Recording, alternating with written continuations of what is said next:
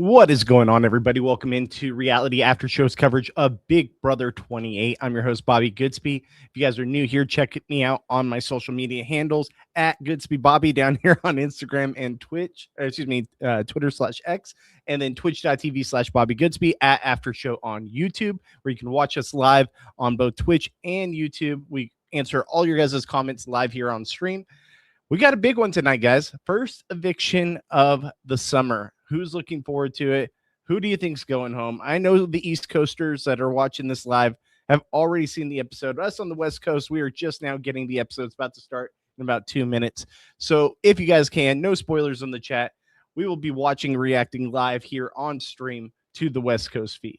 So hope you guys are all having a wonderful Thursday evening. I know East Coasters is probably pretty late for you guys, but hey, the feeds are going.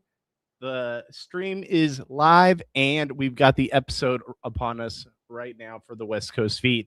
Welcome in, everybody. Very excited to have you guys here. We're about 1 minute away from the start of the episode. So it looks like it's looking like Ashley's screwed, right? And honestly, she has no one to blame but herself. Like, she put herself in this position where all you had to do was keep your mouth shut. You had to keep your mouth shut, and that was it. What's up, Humane? How you doing, bud? Feeds are back. I don't know if the feeds are back yet. I haven't looked. I'm watching the live episode and reacting to the live West Coast airing of the episode right now, so it's about to start in about 1 minute. Ashley's fault for not looking for a 28. Exactly. I think with Ashley, like, she can really only blame herself. She's put herself in this position, and unless she wins the blockbuster tonight, I think she's screwed. I think she is pretty much screwed. And like I said, I know East Coasters, or in Humane's case, the Gulf Coasters, have already watched the episode, but we'll be hanging out, watching this, and then reacting to the feeds when the feeds come back. All right, so it says here, Humane says, feeds being down for 2 hours is giving me PTSD. And let me pull up the live comments on here so you guys can see yourselves in the chat. What's up, Humane? Thanks for joining me, buddy. Feeds being down for 2 hours, it is interesting. I wonder if they're doing like a in-person, like the competition type of HOH. It's not like a quick trivia or something like that. I don't know. I'm watching the episode live right now. It's about to start for the West Coast, so I might not be privy. Maybe you guys already know who the HOH is. I'm not sure, but I'm assuming and wondering, is it because they're doing a live competition that's playing out as we speak? Maybe they're going to turn the feeds back on after the West Coast airing. Maybe that's what they're waiting for, the West Coast airing to happen, and then the feeds will come back on. All right, so they just showed the Survivor preview, so that means Big Brother is coming. Here we go. Here's Julie Chen.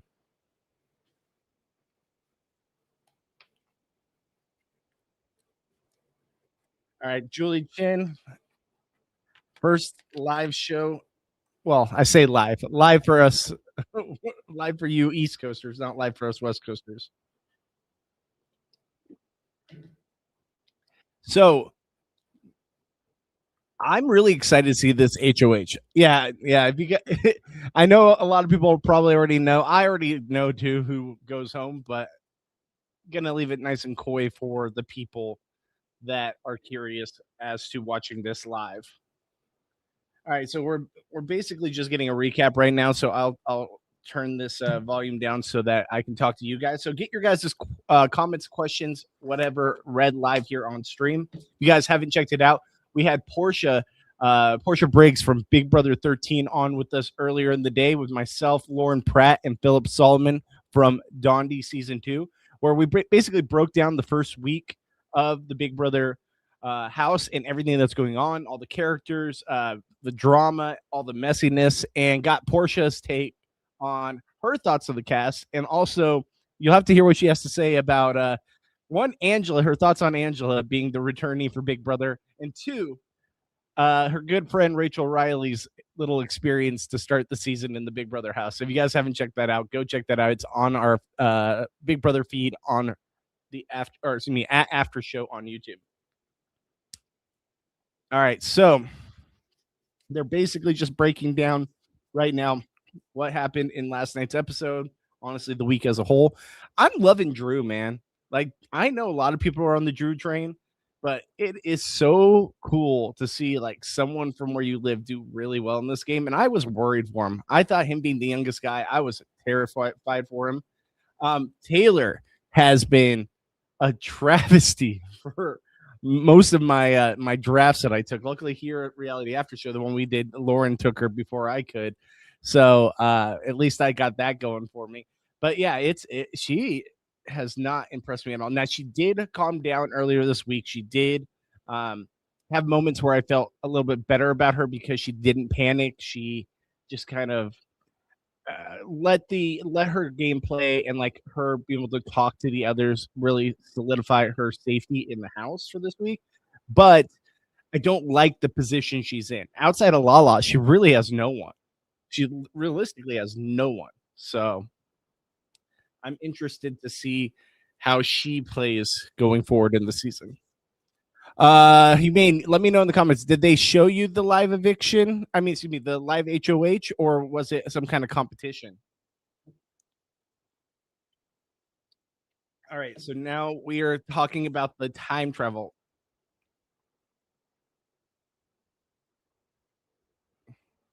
Okay, so basically, Julie just said right there that there's no way to come back into the game. That once you're evicted, you're out of the house. So good, because I wonder if people were curious about that with the whole time travel thing. Are they going to make that a thing as to possibly having someone come back into the game?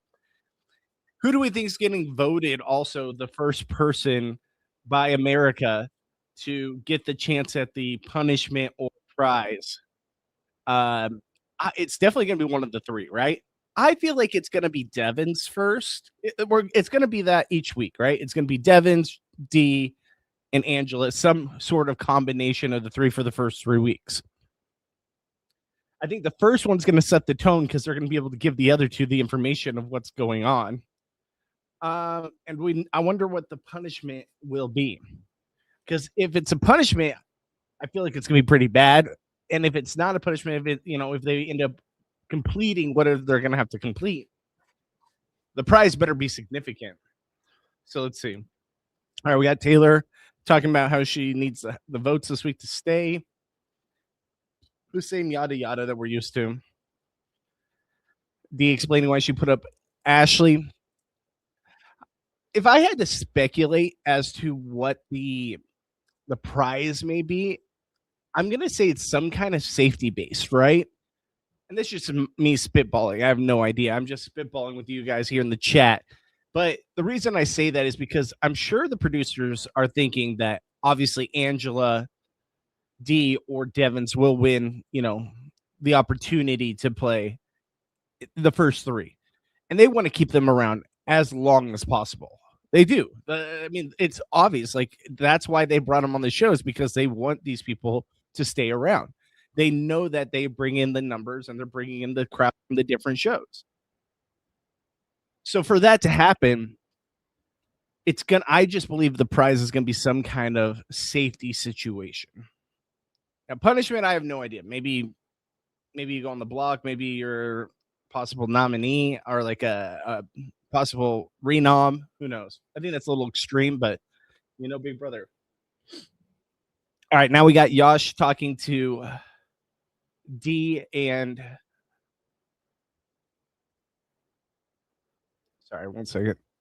I was interested to see what they were talking about. How does Drew tend to be in every single conversation? It's crazy how many people are like comfortable talking to him. I love it, and I think it's good for him. But Jag won the veto. Beads are back. Jag won the veto. That sounds about true. That's giving me PTSD of that for sure.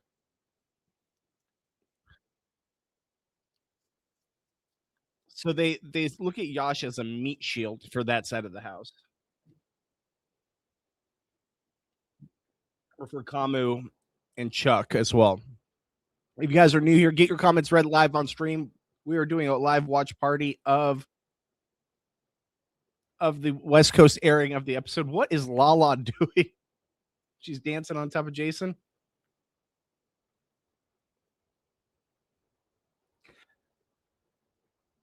I wonder what tattoo he has, because they really are trying to cover up all of that.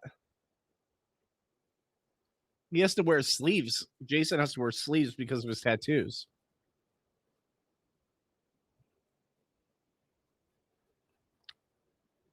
Maybe I just haven't paid attention enough. But I'm very curious to see what is on his arms. I'll have to pay attention when the feeds are back on. And I'm really curious to see how the show will play out the whole Jason drama and basically like how he has kind of alienated himself in the house as well with the way he reacted to the whole situation with Angela.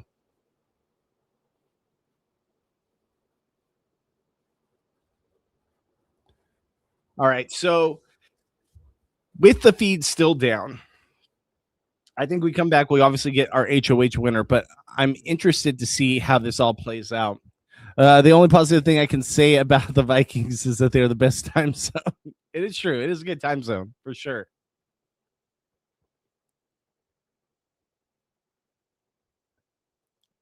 I hate when they whisper on the episodes because talking to you guys and trying to hear what they're saying is damn near impossible. It really is. It really makes it impossible to commentate. So yeah, now we just got Melody and Lyric basically talking about how they want to get rid of Ashley because she's kind of in the middle. She's not really on anyone's side, but that means she's also not with them. Where Yosh and Taylor are people that they could potentially work with, even if they're not working closely with them at the moment. Even though I think Yosh is definitely more on that side for sure.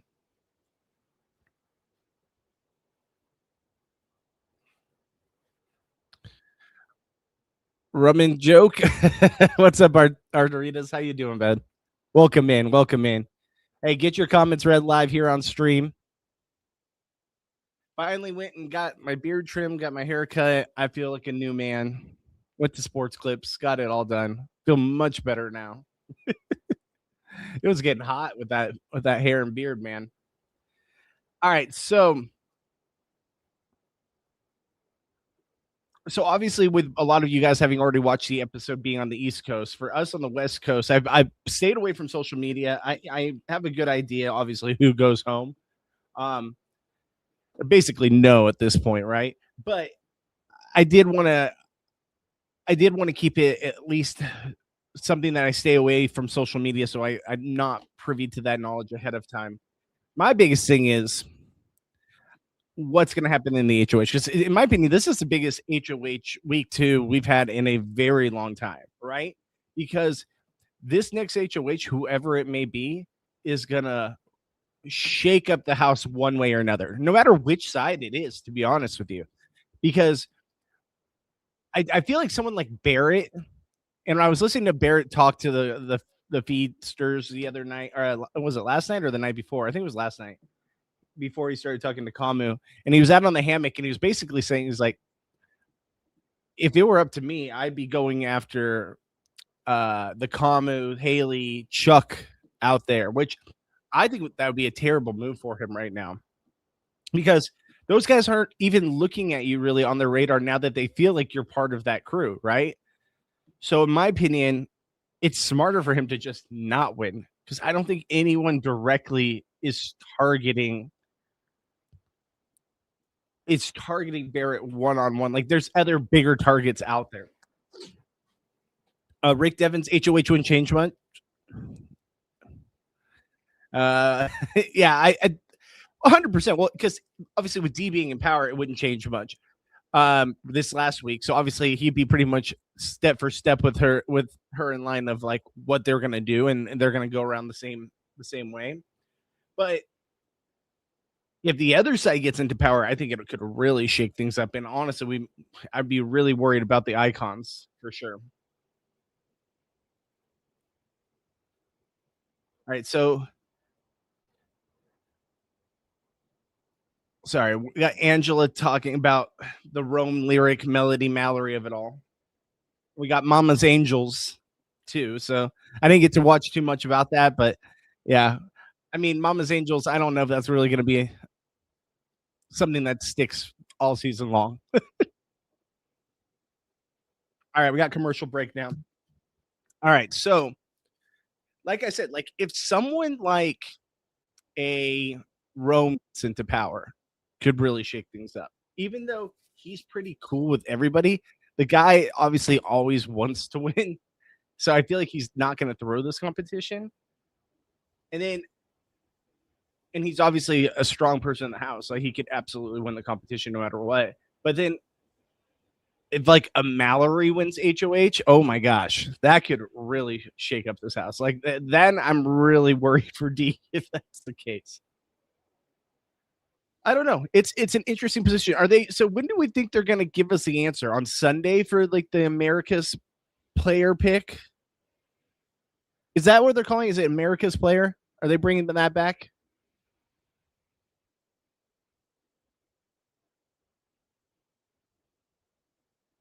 The BB vote. I know that, but I think it is like America's player again, which they really just cannot figure out another terminology for that, can they? It's always their go-to. America's player, America's vote. All right, so feeds are still down, I believe. Let me pull up the feeds real quick just to see Paramount Plus. I wonder, is it live on YouTube right now too? Of course, they say okay. They promote that the show. Hold on one second. All right, so they promote that the show is going to be on the live feeds will be on the on YouTube, right? But then they don't have the actual feeds up, which is hilarious to me. It's hilarious. Like, are we so for real right now? Vote for me. I'll do some insider trading. Give money to Israel. All right, sounds good, Humane. All right. So let me see if I can pull up the actual Big Brother feed. Why am I not finding it? All right, it's here somewhere. There it is. All right. So with the actual Big Brother feed. Oh no, that wasn't it. I'll just type it out. It's easier this way. All right, actual Big Brother feed. If you guys are going to promote the live feeds, but then, yeah, see, they don't even have the cams up. So maybe I honestly think what they're doing is I think that they're waiting for the West Coast airing to finish, and then they're going to just go and add that in, right? So like they're going to just start the feeds up once the West Coast is able to catch up. I think that's what they have to do because it doesn't make sense, right? For every episode so far that we've gotten, they have had the live feeds go live after the East Coast airing. And by the time the West Coast airing is done, those feeds are already down off of YouTube. So that doesn't make sense to me that they do that because you're cutting off a whole section of the country that, yeah, oh yeah, West Coast, who cares? Like I get it. People always give me that. And some people, even on the West Coast, watch the East Coast feed. It's fine. But like it doesn't make sense for you to be promoting YouTube as a platform for people to watch the live feeds, but then they're over by the time the West Coast is finished with the episode. You know what I'm saying? It's strange to me. All right, we're back on the episode. We got Angela freaking out. So this is what I wanted to see. I wanted to see the Angela freak out start to happen. Oh, Angela's gonna stir the pot. We knew the we knew the Angela crash out was bound to happen, right? It was only a matter of time. All right, so she's reaching out to Kamu. They're definitely going to show us too when Kamu wants to bring in Angela, Drew, Barrett, etc. to the red corner.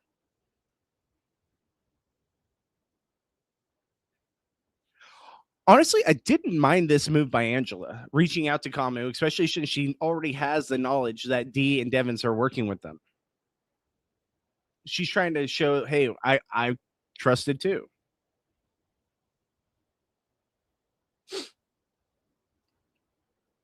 And essentially, it's throwing Rome under the bus.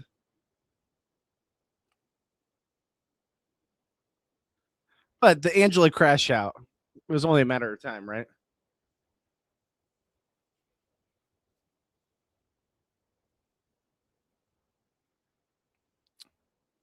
Yeah, so they're basically breaking down how they see the other side of the house laying out. And it's pretty accurate, but I don't think they're as cohesive as a unit as the red corner and um and the other alliance really are, right? Like the new red corner, which Barrett said last night, he's like, "Sorry guys, I know you guys wanted the red corner to probably work, but that's not going to happen." So I mean, we already got Barrett completely out on that, but at the same time, just let it play out, Barrett. Let it play out. Let's see what happens. Don't. There's just no reason to break that down and like shut it down right away. Let it play out a little bit, and it's only going to help you letting them think you're a part of something like that. You guys are new here, get your comments and questions read live. We're doing a watch party on the West Coast for the Big Brother Thursday episode. And then we'll be talking about the feeds when the feeds come back up to discuss who is the new HOH, who's in power, where the everything's headed for this next week. All right. So basically, Common was talking about who he wants to bring into the Red Corner Alliance and who he feels comfortable with.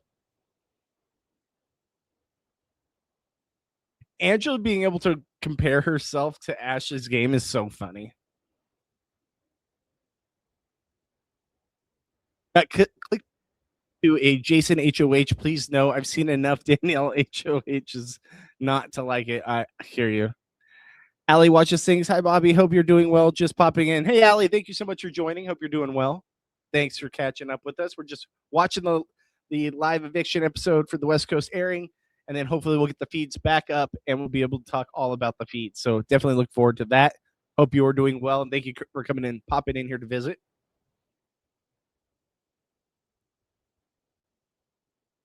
Okay, so now they're breaking down. This is where Ashley gave or got the information that they're gonna save her, or that the red corner plus oh my god, why am I blanking on the icons uh alliance with Drew and Bear? Why am I blanking that? Someone help me out here. I keep thinking exposed. I'm like, that's not it. Crossover. That's why X. Golly, I was totally blanking for a good 2 minutes trying to think of that. So they're basically explaining that she has the crossover votes. Live eviction, tape, delayed eviction. Yeah, same. I prefer that too. Allie watches things another person in a great time zone. Thank you, you mean. I was totally blanking there for a second. I was like, what is the name of that damn alliance? I just kept seeing X in my head. Crossovers. Sorry, guys. I just had a brain fart of all brain farts. Okay, so here we're now seeing Ashley destroyed her game. Exactly. We're seeing Ashley do too much. She's talking to Melody right here and explaining, hey, this is the votes. This is where I know I'm getting votes. And we're good. She's doing too much.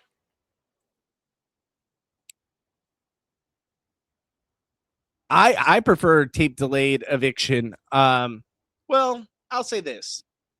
I do like the beauty of live evictions, especially when it's like double evictions and stuff like that. Tape delayed though, I do see the beauty in tape delayed as well. Are you saying tape delayed as in like as in reference to they're gonna film it and then air it later and it's gonna not be live, like basically the West Coast airing? Is that what you're saying?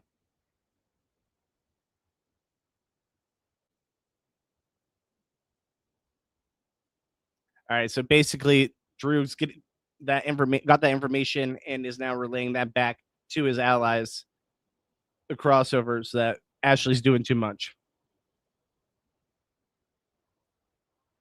Yeah, Ashley just wasn't made for this game. Tape delay because it's not live in the West Coast. I wish everyone got the same airing at the same time. I hate that we have to basically wait and all the information is out on social media. Like when I went to Baltimore a couple months ago to hang out with Fairplay and Gabe and all them and did our live show in Baltimore, it was so weird because I had never been to the East Coast. So it was so weird. We're going back to commercial, watching a live episode air at 8 p.m. and there's no information out there about the episode already, right? Like Everyone's watching it for the first time. People are live reacting to it, and it's actually like dark out. Like it's actually nighttime. You feel like it's 8 o'clock, and the fact is, like, there's no information out there, there's no spoilers out there. You can just enjoy it and live in the moment. It's like, I wish we got this on the West Coast every time. I do. I mean, I wish we got some, and I get it. We can't have that because obviously 8 p.m. is like the ideal time frame for people just getting off work, wanting to watch the episode. It's not too late. It's not too early. It's the perfect time. People are done with dinner. They're settling in and they're watching their favorite show. But it sucks.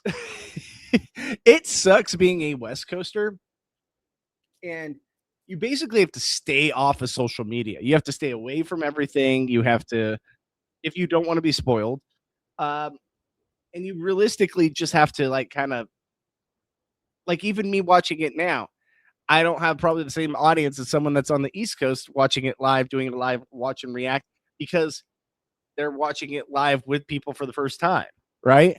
And it's airing right then and there. With us, it's already aired, so some people couldn't care less about doing a live watch party for the episode, but I'm still doing it anyways. Plus, we're going to go into feeds right after this once the episode is over. So hopefully the feeds come back. And once the feeds come back, we will be talking all about the feeds live here on stream. So let's hope the feeds stay down while the episode's airing, because I know people want them back on right now. I get it. I get it. But I'm okay with them taking their time getting it up so that we can get through the episode and then they turn on the feeds, which honestly throws a little bit of a bone on the West Coast. Like, that's the least you could do on the for the West Coasters, is basically have the live feeds go live after the episode is aired for the West Coast. What's up, Big Tom Tom? How you doing, my friend? Thank you so much for joining the chat. Get your guys' questions read live here on stream. You pay for East Coast viewing for Survivor, not BB, so it's different. It's different. So I can easily do it. I can just set a geolocation or whatever I need to do to watch the East Coast feed live. The problem is my schedule with my family. So my kiddo, my wife, on Thursdays, my wife works, which is the eviction episode, which is like the main episode I'd like to cover. And so with my wife working, that's 5 o'clock, right? So I can't really do a live stream for 2+ hours with my little kiddo just sitting here to the side of me when my wife's at work. So for me to be able to do it, I have to get her to bed by 7:30, and then I can go live with my stream, basically reacting to the West Coast stream. Now, on the other side of things with Survivor, it airs on Wednesdays. My wife is off on Wednesdays. I can go about my business coming on here at 5, watching the East Coast stream and watching it live with you guys reacting, because Wednesday is a whole different ball game when it comes to my availability to live stream. So that's a general synopsis, right?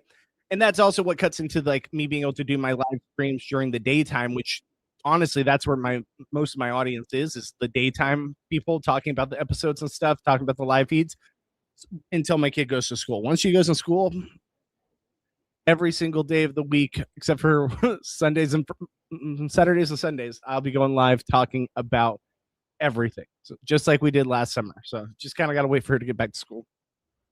All right, BB Blockbuster is happening. Amy, what's going on? Hey, Bobby, I just wanted to say hello, and I wish I could stick around, but I have to go to bed. No worries, my friend. Thank you so much for joining. I saw you comment on the video from earlier. Thank you so much for joining the chat on that, saying what's up. I appreciate you. Always a pleasure, my friend. Okay, so the Blockbuster is they have to find their image. They have to find their image and lock it in. I didn't catch any of the details, so I will be watching this live, reacting, but also completely oblivious to what the rules were. 9 p.m. Mountain Time viewing is low-key weird. Yeah, that is a strange time for sure. I understand my daughter will always be my priority as well, but I will catch the replay. Absolutely. As your kiddos should always be your main priority. You know, as much as I would love to live stream as much as possible, daddy duty is number one, and it will always be number one. So making sure she's good, then I can, even though my audience doesn't grow the same because of the fact that because of the fact that I am West Coast and I have to go later, and a lot of my viewers are East Coast, so they're probably in bed by now, what have you. It sucks, but for right now, got to do what we got to do. You know, once we get to around jury, then I'll be able to do more because kid will be back in school. Are you spoiled on about the episode? I know who goes home. It's been pretty obvious. Don't know how the blockbuster played out, so I'm watching that right now, trying to see how it all plays out. Which it's kind of similar to what they've done in the past. Rule number one: I'm number one. Okay, number one, rule number one, you're number one. Absolutely. Hey, you guys are always gonna be number 3 behind my wife and kiddo. But I love you guys all the same. I love you all the same. All right, so they're looking at these pictures of like the other house guests, all like with their hair done up weird. Damn it! I wish I would have heard the rules. I did not catch what they're looking for in this. Is it just who's the outlier? 30 seconds left, so I don't know what we're looking at here. All right, well, no matter what, Ashley screwed. All right, so did they all get it right? Whoever appears the most. Oh, okay, thank you, Big Tom, because I was just like, what am I missing? I wasn't even watching. I was talking to you guys. Okay, so Yash had it no matter what. It was Mallory was the one who was on there the most. All right. Sayonara to Ashley. That was her only opportunity there. And was she aware? Because I didn't watch the feeds today. Daddy duty. But was she aware that she's pretty much a goner if she doesn't win, or is she still oblivious and thinks she has the votes? Our feeds back in. Let's see. Feeds are still not back from what I'm seeing. Let me pull up Paramount Plus too. So let me mute this. All right, so let's go to Paramount Plus real quick and just see. I don't think the feeds are up.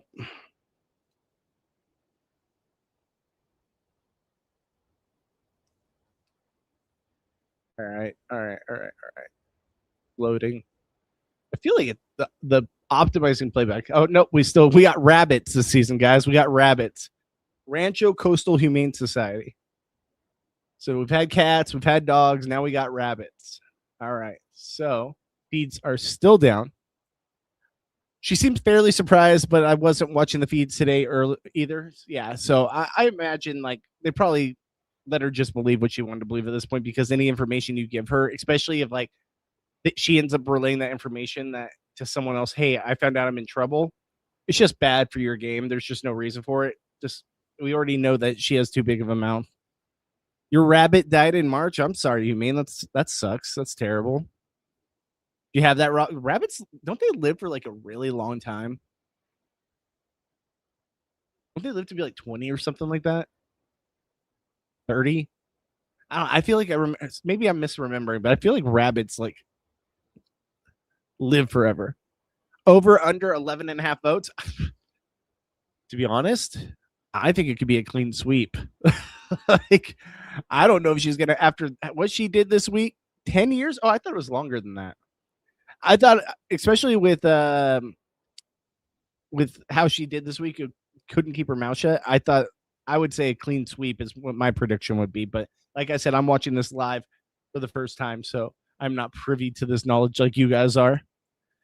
All right. So then, yeah, 10 years. Dude, there was this guy that would walk around Old Town Temecula, and he just has this gigantic rabbit. Like, imagine the biggest rabbit you've ever seen and add on 30 pounds, right? Like, this thing it looks like a freaking box or something. Like, it looks like a medium-sized dog, and it would just chill on his arm. So he's just sitting there, right? I'm gonna get up for visual representation. He would just go and walk around with this thing fully hunched over on his arm and just walk around. The dude just walked around town. That thing had to have been like 50 pounds. And he's holding it with one arm, and the thing's not moving. It just stays there in his arms. It's like that's its home. It's not going to leave. And every time we'd see this guy, it would just blow my mind. And God, I can't remember the rabbit's name. We always joke that it's Peter Rabbit, but now it was something ridiculous. It was like, this is my rabbit, Malachi. Like something like absurd for a rabbit name. And the guy has to be just jacked in his one arm.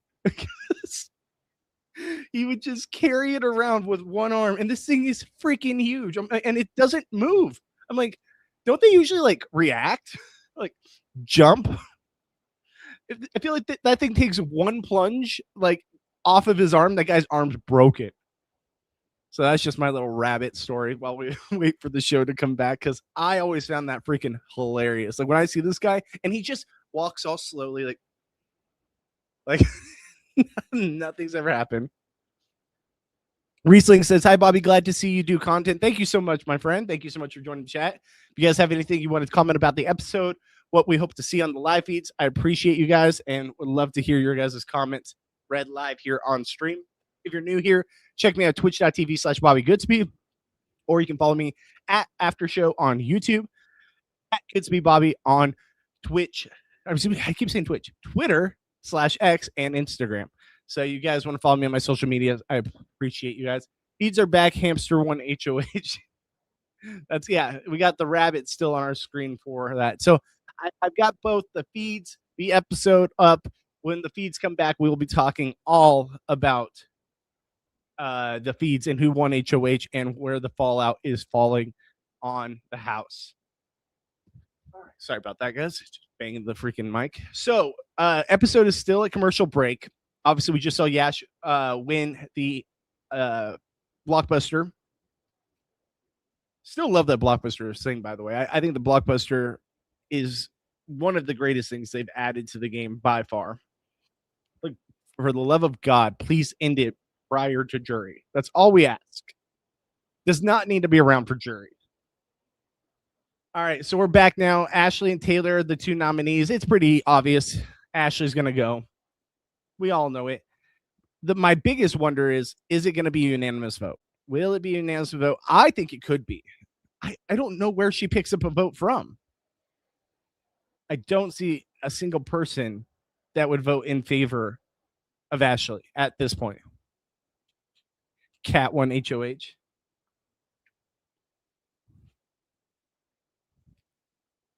All right, so we are back now. They're going to announce to the cast who won the Blockbuster. I always find this super lame how they're just like standing there on the steps, like waiting to come down before they can get revealed like who won it.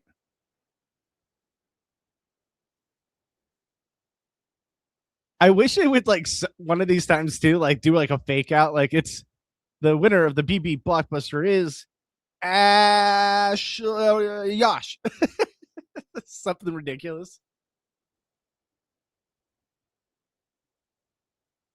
All right. So now we get to wait for the 30-minute vote. When it's the very first vote of the season, that's all. It's like watching paint dry. Especially when it's unanimous and it's not like it's up in the air who can go home. When it's pretty obvious who everyone's going to target, it just takes forever. Especially after all the shout outs. They should have done a fake out when Tucker lost. Yeah, exactly. Exactly. All right, let's check the feeds real quick. Feeds are still down. Oh, we got cats now. We got cats now. We got to refresh this. All right, cool. All right, so now let's see here. We're getting to the vote. They're going to basically give their speeches as to why they should stay in the house. You guys just now joining, get your comments read live here on stream. Love to hear you guys talk in the chat, talk about everything. All right. So Ashley being so extra in her speech.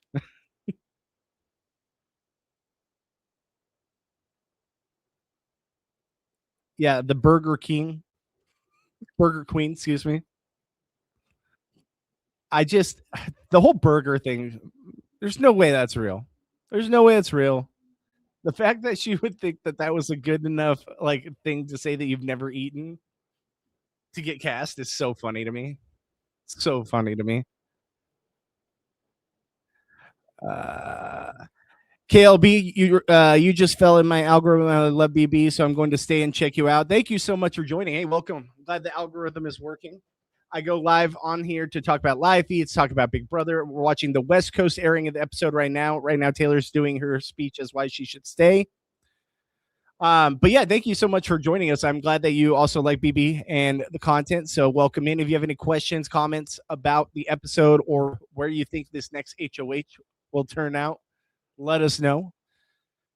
Appreciate you guys. You guys are the reason I do this. So thank you so much for being part of the chat. Helps me out a lot.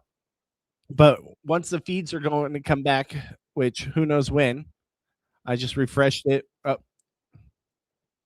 there we go. That was weird. It froze on me. I thought the feeds were back for a second. I just sub. Thank you so much. Thank you so much for the sub. I appreciate you. If you guys can, just like KLB, hit that like button, hit that sub button, hit the bell notification so you're notified when I do go live with my live streams. Amy, you're still here. Welcome. Thank you so much for saying that. Hey, KLB, welcome. We're a fun crew here. Nothing crazy. We're just like-minded people hanging out, talking about Big Brother, the crazy show we all love. I'm going to stick around for as long as I can until I have to turn it off. LOL. You can do my nighttime routine with me. There you go. I'm glad to be a part of your nighttime routine. I'm glad to be a part of your nighttime routine. Like I said, we answer all your guys' comments live here on stream. So anything you guys want to say? Okay, now I wish I would have timed it. They just did the first one. So I'm going to say it takes at least 6 minutes to get through all the votes. Humane and Amy are OGs. They've been here with me for a while. So thank you to you guys for getting involved in the chat, welcoming in the new people to the chat. Thank you so much. Daryl Seymour, I see you up there too. Hope you're still here. Hope you have a wonderful afternoon / evening. Okay. Got all the shout outs. Oh God. Lyric and Rome just kissed in the hallway. I knew that was coming. Dang it. I wonder on Kalshi if there was a bet that would happen. All right. Honestly, I think it'd be a very interesting HOH too if like a Lyric or Rome won it. September 2025 is an OG. Yes, that is an OG. Honestly, well, I mean, anyone who's been with me over the course of the years, right? Either whether it be from my time at RHAP, whether it be my time with Brent here at Reality After Show, or me and Brent, man, there was times we were pulling like 10,000 people in the live stream. Those days are crazy. I miss Brent. Brent said he'll come back on. Brent Wagamont said he's going to come on with me once he comes back from vacation. He promised. So we're gonna definitely have Brent Wagamont on here, have a nice little mini reunion talking about this season and the show and what Brent's been up to. So I'm really looking forward to that. We just had Portia from Big Brother 13 on earlier today with myself, Lauren Pratt, and Philip Solomon, who was on Deal or No Deal Island 2.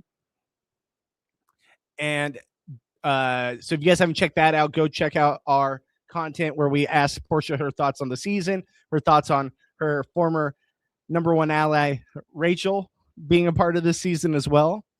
And then also just getting her thoughts and opinions on the players, cast, etc. So that was a lot of fun. So if you haven't checked that out, definitely go check that out. Let me catch up. You're an OG if he says so. LOL. I've been around a few years, but I'm relatively new to Big Brother because I didn't know that they covered it here. Yeah, we cover it here. Pretty much most reality television shows we cover here at Reality After Show. Mainly Survivor, Big Brother. Outlast was huge for us, which was shocking, but it did really well for us content wise. So we're going to be trying to cover more and more shows. Absolutely. B. David, what's going on, my friend? Johnny's thoughts on Jason's dead mom live. So I actually Johnny doesn't really pay attention to Big Brother, but I did mention it to him today when I was talking to him on the phone. I wish he was up right now. I would totally hit him up and have him join in real quick and give his thoughts on it. He hasn't seen it, right? Because he doesn't watch it, but he also has been traveling. So he just got back. He was hanging out with King George from Australian Survivor. So he needs a lot of rest after a week of hanging out with King George. So I told him to go check out the clip, though, because people were basically saying it's similar situation, but I think it's not. I mean, Jason's mom actually died and relatively recently, right?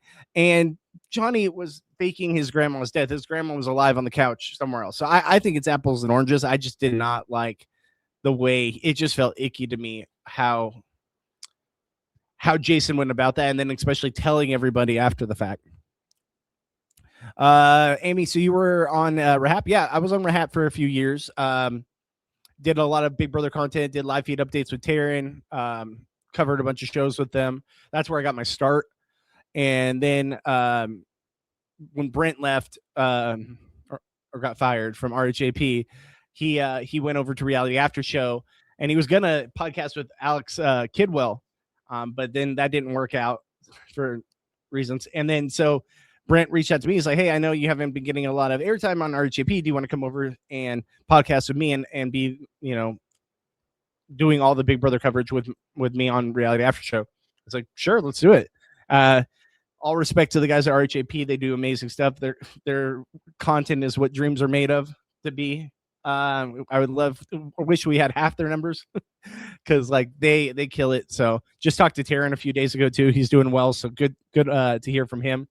But yeah, and then Fairplay made me producer of the podcast, and even after Brent left, because Brent just decided, he was tired covering Big Brother and doing content, so it became just me. So, and if you guys ever saw these during COVID, we had the Rahap sequester that like went viral and stuff. We actually did a rewatch of that a couple months. It was like a year ago. We did a rewatch for like the 5-year anniversary of it, which I know sequester is canceled nowadays, but what we did in that moment that night was something special, and I was a part of that. So if you guys haven't checked it out, there's a lot of great content showing, basically breaking down our like confessionals and all that from our sequester mini that we did back during COVID. That was trending on Twitter, by the way.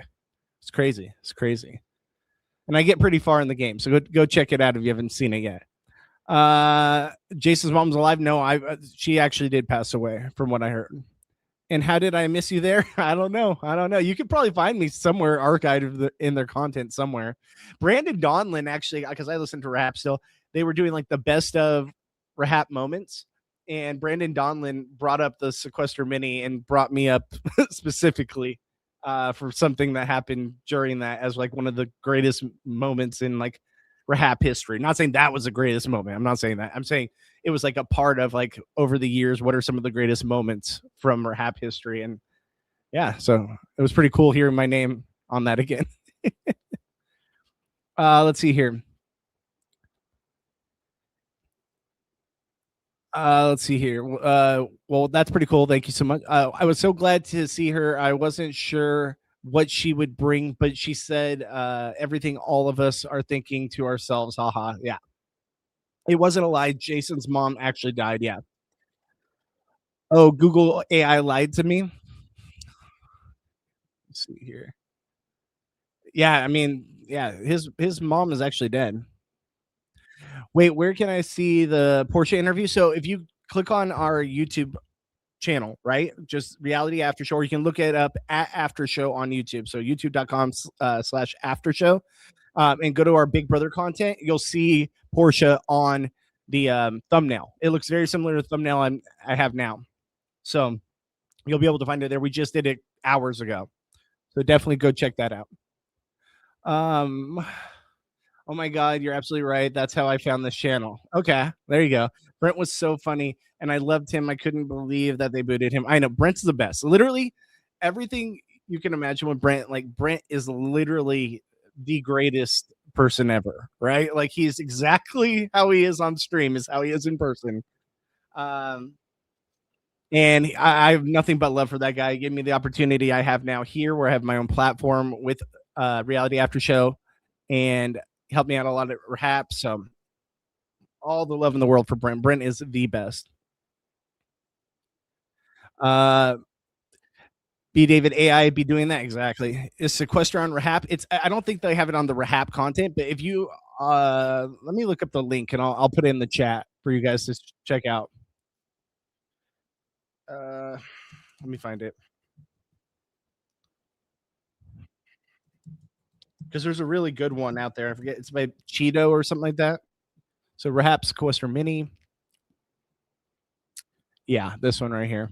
So I am linking that in here for you guys to go see. This was Nintendo. I feel like there was another one. Hold on. Let me just see. Oh, this isn't the one I was thinking of. I don't know.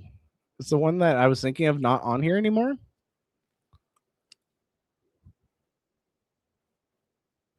I don't know if that person took. Oh, right here. Here it is. Survivor Florida. That's who it was.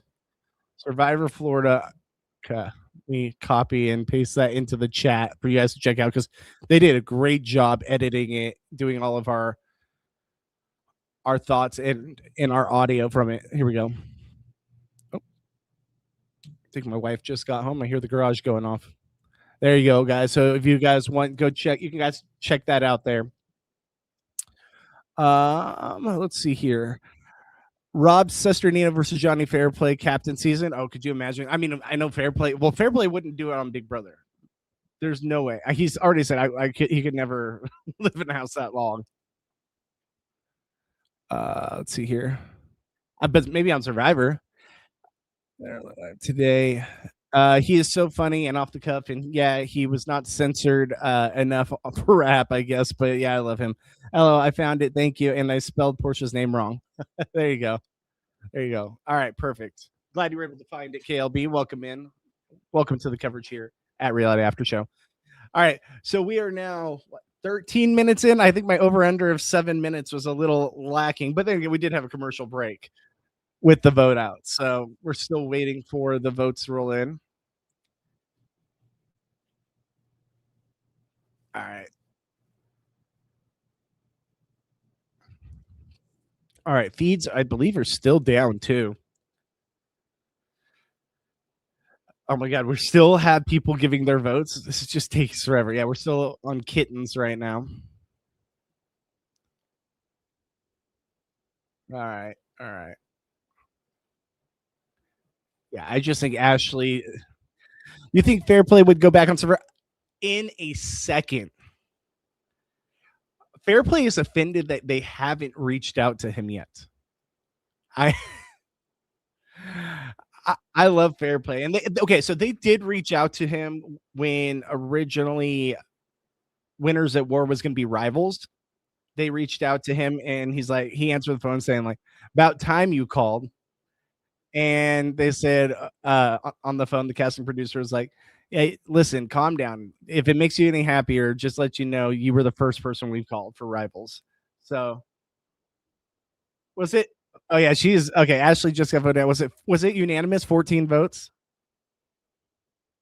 Was that 14 votes or what? I don't know. 16 votes. I didn't even hear what it was. Was it unanimous? She's taking it well though. She's taking it well.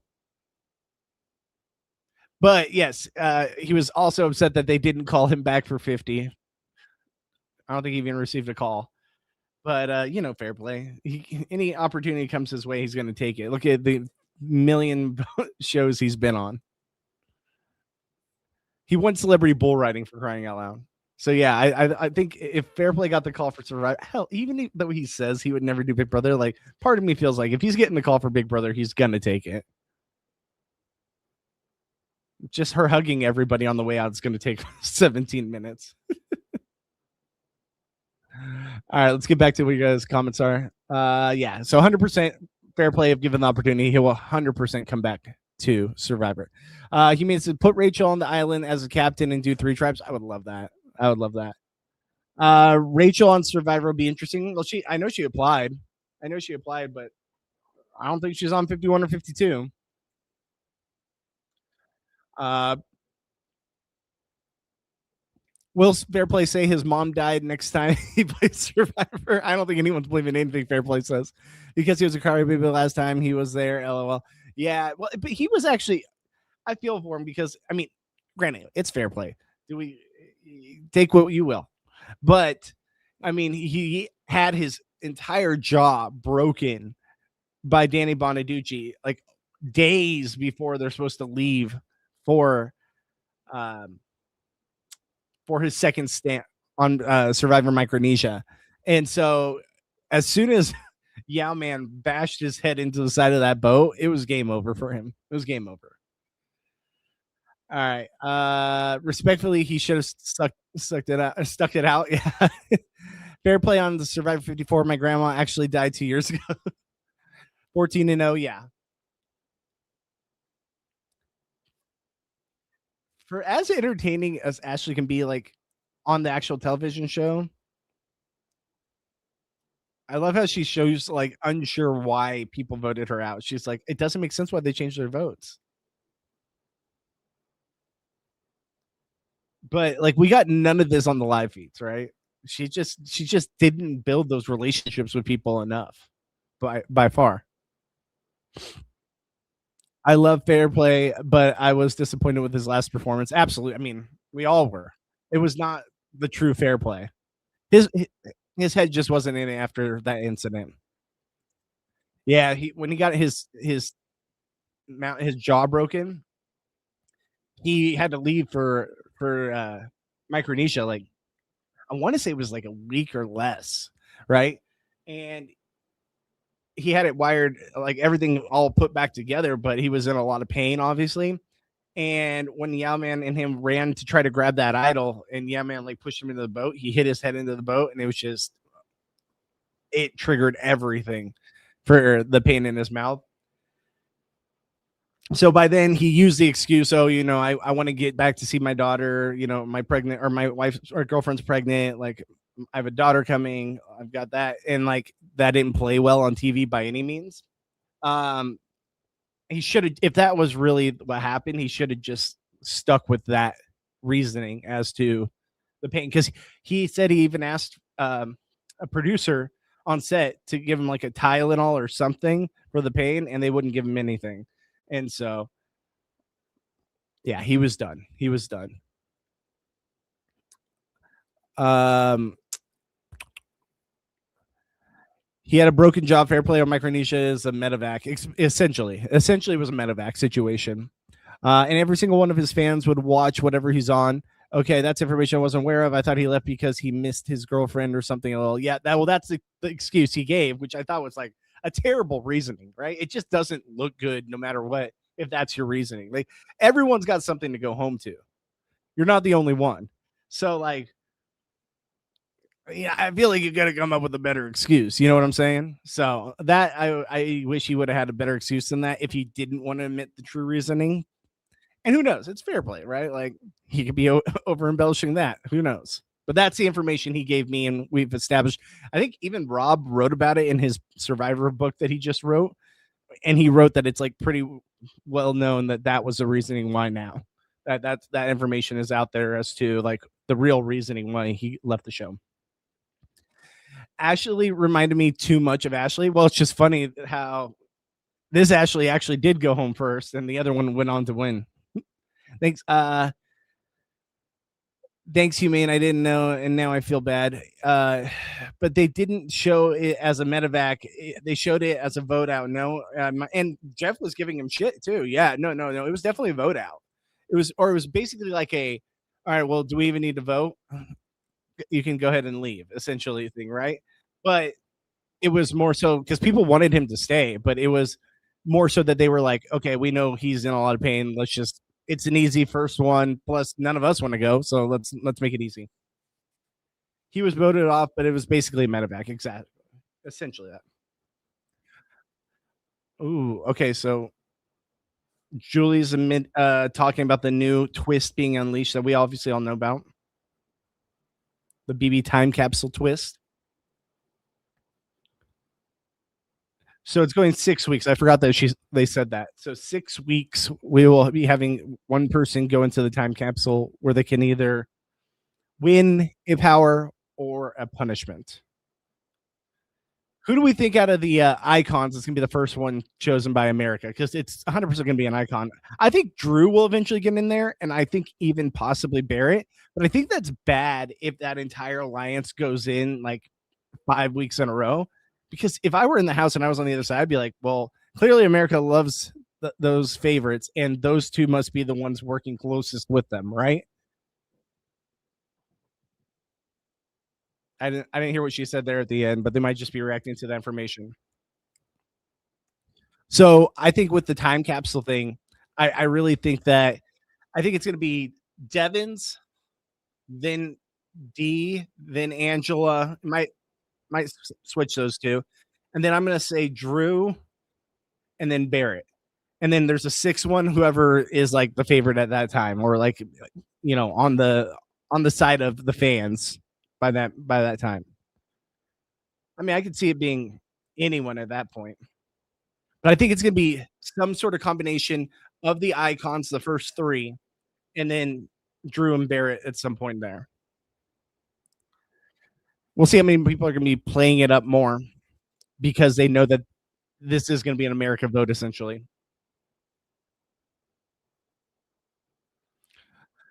BB28 Ashley. What if Ashley didn't win the veto last year? It's going to be a whole different season. It would have been a whole different season had that not panned out. Excuse me. I didn't know. Now I apologize to Fairplay. I didn't follow it closely at the time. I didn't know. Well, the information wasn't out there till many years later. I didn't know until a couple of years ago, until he told me when we were doing. I think we've talked about a few times actually on our Survivor podcast at some point. All right, so that's the end of the episode. I can finally get that out of my ear. All right, so episode is over. Ashley is gone. Now we have a new HOH battle upon us. We're assuming that they're playing it out right now. That's why the feeds aren't back. KLB says, how long until Angela crashes out? If the other side gets power, immediately. Like as early as tonight, right? But if someone on her alliance gets power, I think, or even if it's the Red Corner alliance gets power, I feel like we might not have a crash out. I feel like it's coming, right? Hurricane Ashley, Hurricane Angela is upon us, and it's only a matter of time until it happens. If Jason wins HOH, it's happening tonight. We are here for it. We are going to be covering it. We are going to be watching it live. 1,000%. She wouldn't have won Humane. Yeah, I don't think she would have won by any means. Yeah, but when the live feeds went on YouTube, they had the pet feeds and some shit. See, that's what I don't get. It's literally the first eviction night. Probably the episode people watch the most, right? Like you might miss Wednesday, you might not watch Sunday live, but you're 100% watching as close to live as possible, the majority of the audience, to the Thursday episode. So I don't understand why they think they're going to publicize, hey, the live feeds will be live on Thursday, and then they just don't they don't have it live. Like the only reasoning I could see is if you are doing it where you're going to do it after the West Coast airing, because there's literally you're showing nothing but the dogs. And I was hopeful. I was really hopeful that they were going to use it like an OTT style, where they would essentially be showing us the actual competition, opposed to us just sitting here with nothing on our feeds, right? Like, give us OTT style. Bring OTT back where we get to see the competitions live. People would be so here for it. Every single competition. Are you kidding me? People would be so here for it. Yeah, but when the live feeds went on YouTube, I read that one. Oh, I hope Jason won then. Oh yeah, if Jason won, the crash out starts tonight. KLB, it was a mild crash out when she heard about Jason from Drew, but yeah, I can't wait to see a full crash out. Laugh my ass off. That's why we love her. Good entertainment. I mean, love her or hate her, she brings the drama. She brings the heat. So you might not love Angela, and I get it. There's times where Angela annoys the crap out of me too. But at the end of the day, would I rather have Angela than no Angela? I'd rather have Angela there, 1,000%. As someone who went to Utah, I have to be an Angela stan. I mean, Angela might be the best thing happening in Utah this year. Like, Utah is not doing well on social media and YouTube right now. And if you don't know what I'm talking about, check out the Reckless Bin content, which is phenomenal, by the way. So, yeah, the state of Utah not having a good 2026. There's a thread on X. Users reports indicate problem with Paramount Plus since 10 p.m. Eastern. Huh. I didn't see KLB any news now. She's a horrible player. She'll never win, but she's fun to watch. Now trending Paramount Plus outage hits Big Brother 28 live feeds. Reckless Ben, Ben. Reckless Ben. If you go on, look him up on YouTube and watch his Lego theft drama, and that whole case, and it's going to court and all that. It's crazy. Police corruption, everything. Like, it's wild. And yeah, I'm talking about the Legos. Yeah, the Legos. It's Utah is not having a good 2026, especially with the whole reckless bid thing. So Angela is the least of Utah's problems right now. So that's curious to me. I didn't see that they are having a problem with the outages. But the thing is, like, this isn't new for Big Brother, right? Like, Big Brother is notorious for giving us the animals. It's just the Big Brother house guests are shooting something awesome that you will see soon. The live feeds will be back up shortly. I don't think it's anything messing it up too much. I think it's just normal BB that they're just giving us the dogs right now. So I'm gonna stay live, and hopefully we get live feeds here shortly. I thought there was a possibility we would get the live feeds back up after the West Coast airing, but no, it's not related to that. It's not anything related to that. That's for sure. That's another problem Utah had, huh?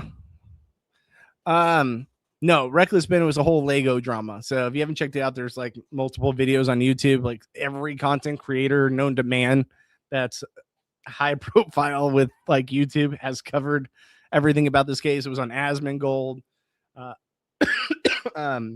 Moist Critical, like everyone. Yeah, Lego lawsuit, Reckless Ben is incredible. That content was amazing. If you guys haven't checked that out, like, it'll blow your mind. Watch the videos in order, though. The first episode, it's a little long, it's a little silly, but it gives you the information, the backstory. And then episode 2, you'll be sitting there and be like, what in the hell is going on? I'm shocked you haven't heard about it, Humane. I'm shocked. I discovered him. The McKinney Manor thing was going on, LOL, years ago, but the Lego thing is recent. Yeah, that's how I discovered him too, was his like going in and doing the McKinney Manor stuff. And then I've watched his other content where he's trying to find like Banksy, and everything. So and I'm a sub to him on Patreon too, just because he always drops the initial videos on Patreon and then it goes up on YouTube a few days later. Like, I told Fairplay we should have covered it. I told Fairplay we should have talked about it for sure, because it was what everyone and their mom was talking about it. So for those of you guys just now joining us, get your comments read live. We're just talking here in the chat until the feeds come back up. We are still on dogs right now at the moment. Let me move. There you go. Now I can watch it live right here. Let me do this. I'm gonna go to the 4 camera angles, because just in case anything pops up on one and not the other. Even though I can't stand the 4 camera angles because of the mixed audio, it drives me nuts. But I have to do it when I'm like, okay, which screen am I wanting to go to actually pay attention? How do you guys feel about the live feeds, like the 4 camera angles? Because for years, the only reason I ever used the 4 camera angles, like in one screen, is to basically just see who's talking and which one I'm going to switch over to. I never actually sit there and watch the 4, even when it's all the people sitting there and every single camera is an individual camera on the one conversation. The audio is just atrocious. It's too much. I used to be okay because they had 2 cameras matched for each headphone, so you could switch either headphone and keep up. But nowadays, it's like you get like a lot of feedback from every single mic, and it's like almost like an echo of the people talking. I only use it to figure out which camera angle I want to officially go to. That's what I do. I look at the forward to decide which camera I want to look at exactly. I think that's the only play. You know what's the biggest travesty to the live feeds? I mean, don't get me wrong. It's not Big Brother Canada. I'm very happy we still have live feeds. Like the show would not be the same without live feeds, even if it gets a lot of it cut. But the one travesty that I wish they would bring back is the live chat for the live feeds. I have made so many friends over the years just by talking to people in those live feed chats. Now, don't get me wrong. It could get toxic. Oh, and rewind 100% KLB. Rewind was the biggest thing because rewind in the chat. Those 2 things are 100% the things I miss most.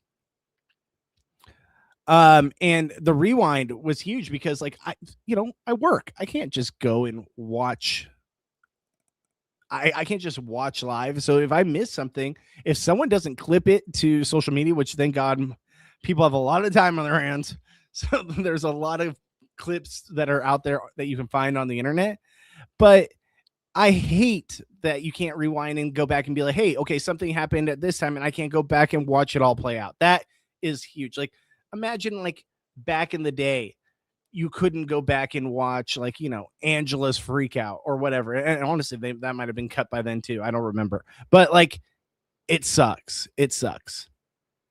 No, you can't. Oh my God. They took off the live feed chat groups. Yeah. I think last year, was it last year or the year before? Or 26 or 27 is when they stopped doing the rewind feature and the chat groups. I want to say it was last year. When did this start? Yeah, I'm pretty sure. Okay, so it was 2025. Or sorry, BB28, excuse me. Poor Taryn. Well, Taryn gets a lot of his information through people through social media and stuff, so he still has a lot of waves. And I think he pretty much watches all day long anyways. Or if something happens, like someone hits him up, hey, you need to tune in now, and he goes to it. But the fact that they took away rewind and the group chats, travesty. Absolute travesty. No, you can't go back. Rewind was huge because like someone crashes out, or even then there was a lot of times where I'll hop on late at night when I get off work. The house guests are already asleep. I've still got a whole night ahead of me, or something will happen and I didn't get to see it live. So I'll go back and, there's nothing going on in the house right now. They're all just eating, showering, sleeping, whatever it may be. I'll go back and rewind to those moments and get an idea of when a certain conversation happened or when something was getting switched up in the house. So it allows you to be able to pay attention to what's going on in the house and follow along. And now we don't have that feature. I think it's an absolute travesty for sure. Don't quote me on that. I'm going by imperfect memory. It's somewhere around that time frame, right? It was like, I want to say 2 to 3 years ago, they took away those features. I want to say the chat was last season, but I could be wrong. It could be 26, 25, but there's someone out there screaming at their computer right now, listening to this after the fact, being like, it was 24, I don't know. It's been a while, but it's also like, for years I would go on there and I had like a group of people that they always went to the same group, and I wasn't always there, but I'd show up occasionally. And sure enough, every year, the first night of feeds, as soon as feeds went on, I'd go in there and talk to them, be like, hey, how's everybody doing? How you guys been? How's life? All this stuff. And some of them, like, we didn't keep in touch via social media and stuff. So those people I just lost forever. Like, I'll never be able to might be able to find me because they could look for me online. They know I was on YouTube. They used to know I was on RHAP, all that stuff. But we used to use code words too, like to prove that I was me in the chat, that I wasn't some just guy saying, hey, I'm this guy on RHAP. So I would have to use the code word that they gave me during my time on the podcast with Taryn and like casually bring that in at like the beginning of the podcast. So it'd be like coffee or something like that. I'd be like, oh, I got my fresh cup of coffee ready to talk about live feed. So that way they knew it was me. So it was funny, man. Those were the days. The chat for live feed coverage, man. It's just not, the fact that they took that away is honestly so sad. Amy said he probably has the ability to screen record. That too. Well, a lot of times too, I don't know how some people get away with it, because on Paramount Plus it's hard to, even if you try to use secondary software to screen record, it blocks it out. It'll make the screen go black. So I'm not sure how some people get away with it, but I'm probably just, I don't really look for it that often just to get little clips and stuff. But if anything, I just pull it from social media. But people probably know a workaround that I'm just not privy to. Yeah, the group chats were awesome, but I was on mobile, so I really didn't get to utilize it. I was able to rewind on mobile for a while, but that they eventually switched it to Paramount Plus app only and took that away. But I didn't realize computer users couldn't utilize those features. No, they're done. They are done. Okay, I just Googled it. Big Brother permanently removed the ability for fans to pause and rewind the stream live feeds on July 15th, 2024, just ahead of season 26. Yeah, okay. So we're both in the ballpark. I thought it was around 26 because I was like, is it last year or was it the year before? I knew it was relatively recently. We got a rabbit on the feeds. Once again, we're back to the rabbits. Come on, turn these feeds on so we can talk about it, so we can see who is the new HOH. Did anything happen in the house today? Because like I said, I wasn't able to watch the feeds earlier. Anything big happen, or was it pretty much just yada yada until they could all inevitably get rid of Ashley? Is it Rancho Cucamonga Animal Shelter? Rancho Coastal Humane Society is what it says on here. Thanks, KLB. And you're correct about the chat feature. Paramount Plus officially removed the live feeds chat feature in July 2025, ahead of the show's 27th season. Yeah. See, like, yeah, I thought so. I thought it was last year. So Rewind was first, and then they realized, okay, the chat is toxic. Don't get me wrong, there was toxic people in those chats for sure, but it's no different than social media. It's no different than Twitter, Instagram, Facebook group, Reddit. Like, it's no different than that. So, like, obviously they can't control those platforms. They can control their own, but it sucks because it's just a different experience being able to be in the chat and talking to other people, like-minded people, while watching the feeds in the one platform. And like they had different chat rooms, like, you know, and you could make your own chat room with your friends, whatever. Like, it was good times back in those days, man. Okay, so it says, so is that in Rancho Cucamonga? Oh, it literally just disappeared right when I read that. So I'm not sure. I'm not sure where that's located. I meant to say I was able to utilize on my phone browser signing into Paramount Plus website, and then they eventually took me straight to the app. There was no bypassing it. Yeah, I mean, once they went to app only, it was a whole different ball game. Another reason why BB27 is the worst season. I didn't mind Big Brother 27. I couldn't stand Big Brother 25, even though I love Suri. I just the way it all played out with Jag just winning everything down the stretch, it just got so boring. To me, I know this is a hot take. And some of you might not know this because maybe you weren't around back then. BB Canada 3 is one of the worst seasons of all times. I couldn't even finish it. That and All Stars in 2020. What was that, 21? What was that? Big Brother 2021, 22, I think. Yeah, both of those seasons, man, I just could not finish them. They're too. I was even podcasting about All Stars 2, and it was just brutal. It was brutal because like everyone was just playing for Cody to win. And Big Brother Canada 3 just seemed like they were doing everything in their power to make it so a certain someone would win the game. Just pull this up real quick, guys. I'm going to read your guys' chats right now. Give me 1 second. All right. Had to make sure my wife was home because I heard the garage door go up. So I'm assuming that's my wife. Another reason. Okay. I mean, it was toxic and sorry. I mean, it was toxic and there was definitely the cool kids chat group. Oh, yeah. 100%. But that's it.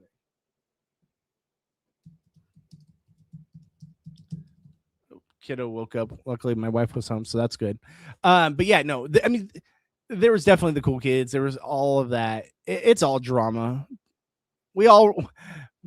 Us fans, we ruined it for ourselves, but also, I mean, it was a thing for years. Like, it's not like it was anything different than any other the years. But you could also create your own group for your own friends or the podcast that you followed, etc. Exactly, and that's what was the most fun. Was that you had your people essentially, right? And even then, like, you'd have people that were haters, keyboard warriors, but at least you felt like there was somewhat of a community, where now the community feels like it just feels different. Does it not? Like, it feels like there's like the content creators, the podcasters, the YouTubers, the social media people, what have you. And then there's just people in those chats, right? Like, there's people in the like comment section. There's people, like reacting to an Instagram post, what have you.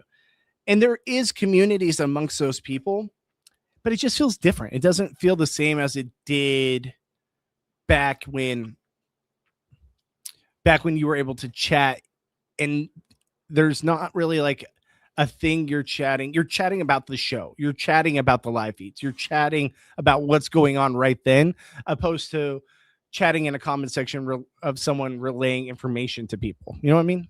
It's just different. I couldn't finish 27. I hear you. I get it. I know it wasn't for everyone. It was 2020. Yeah, 2020 Cody. Yeah, for sure. Hi, it's me, the girl in the chat. Well, you know what I'm saying, though, guys, right? Like, yes, we have our community. We have our people here. Absolutely. But it was just different, right? Because it's not like here you guys are talking to me. You're talking to each other, but you're also talking to me here on screen. Back then, it was just everybody's on the same level. Like, we're all just watching live feeds. Not to say I'm not on the same level as you guys, but obviously it's a platform here, right? Like, this is a platform for my content, which is not, that's not the feel that you got when you were in the live feeds chat, right? Like, that's what I'm trying to say. It was just different because you were all hidden behind a screen name. So you didn't know anything about anyone, and you're all just talking about the show.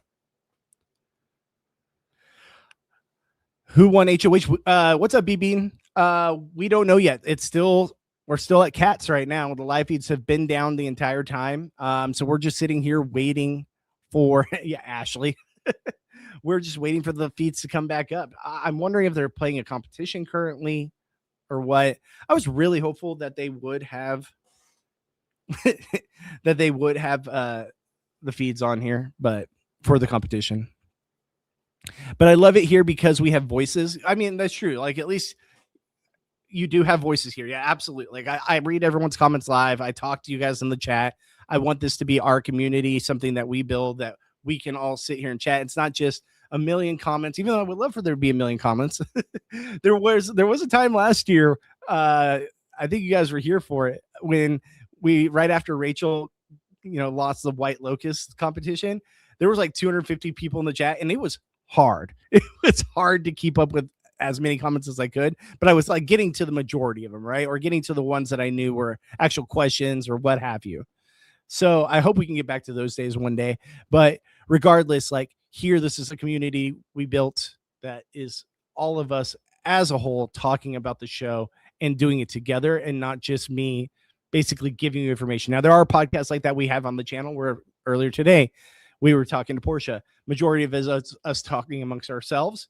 Portia from Big Brother 13. So if you haven't seen it, go check it out.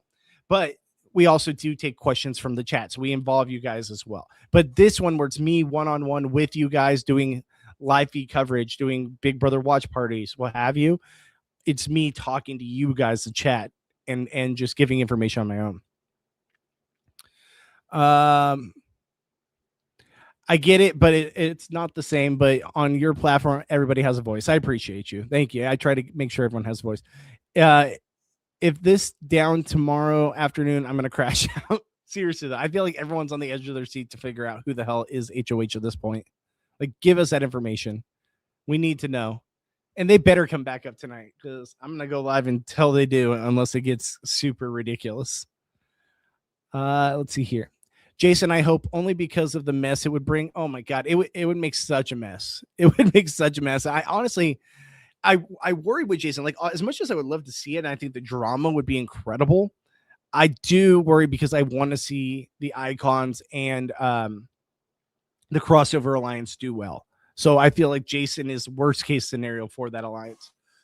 But I also feel like then, hey, now you guys got to play and you guys got to figure it out. You got to get yourself out of the mess. And I feel like with the Jason HOH, that would bring the most drama, 100%.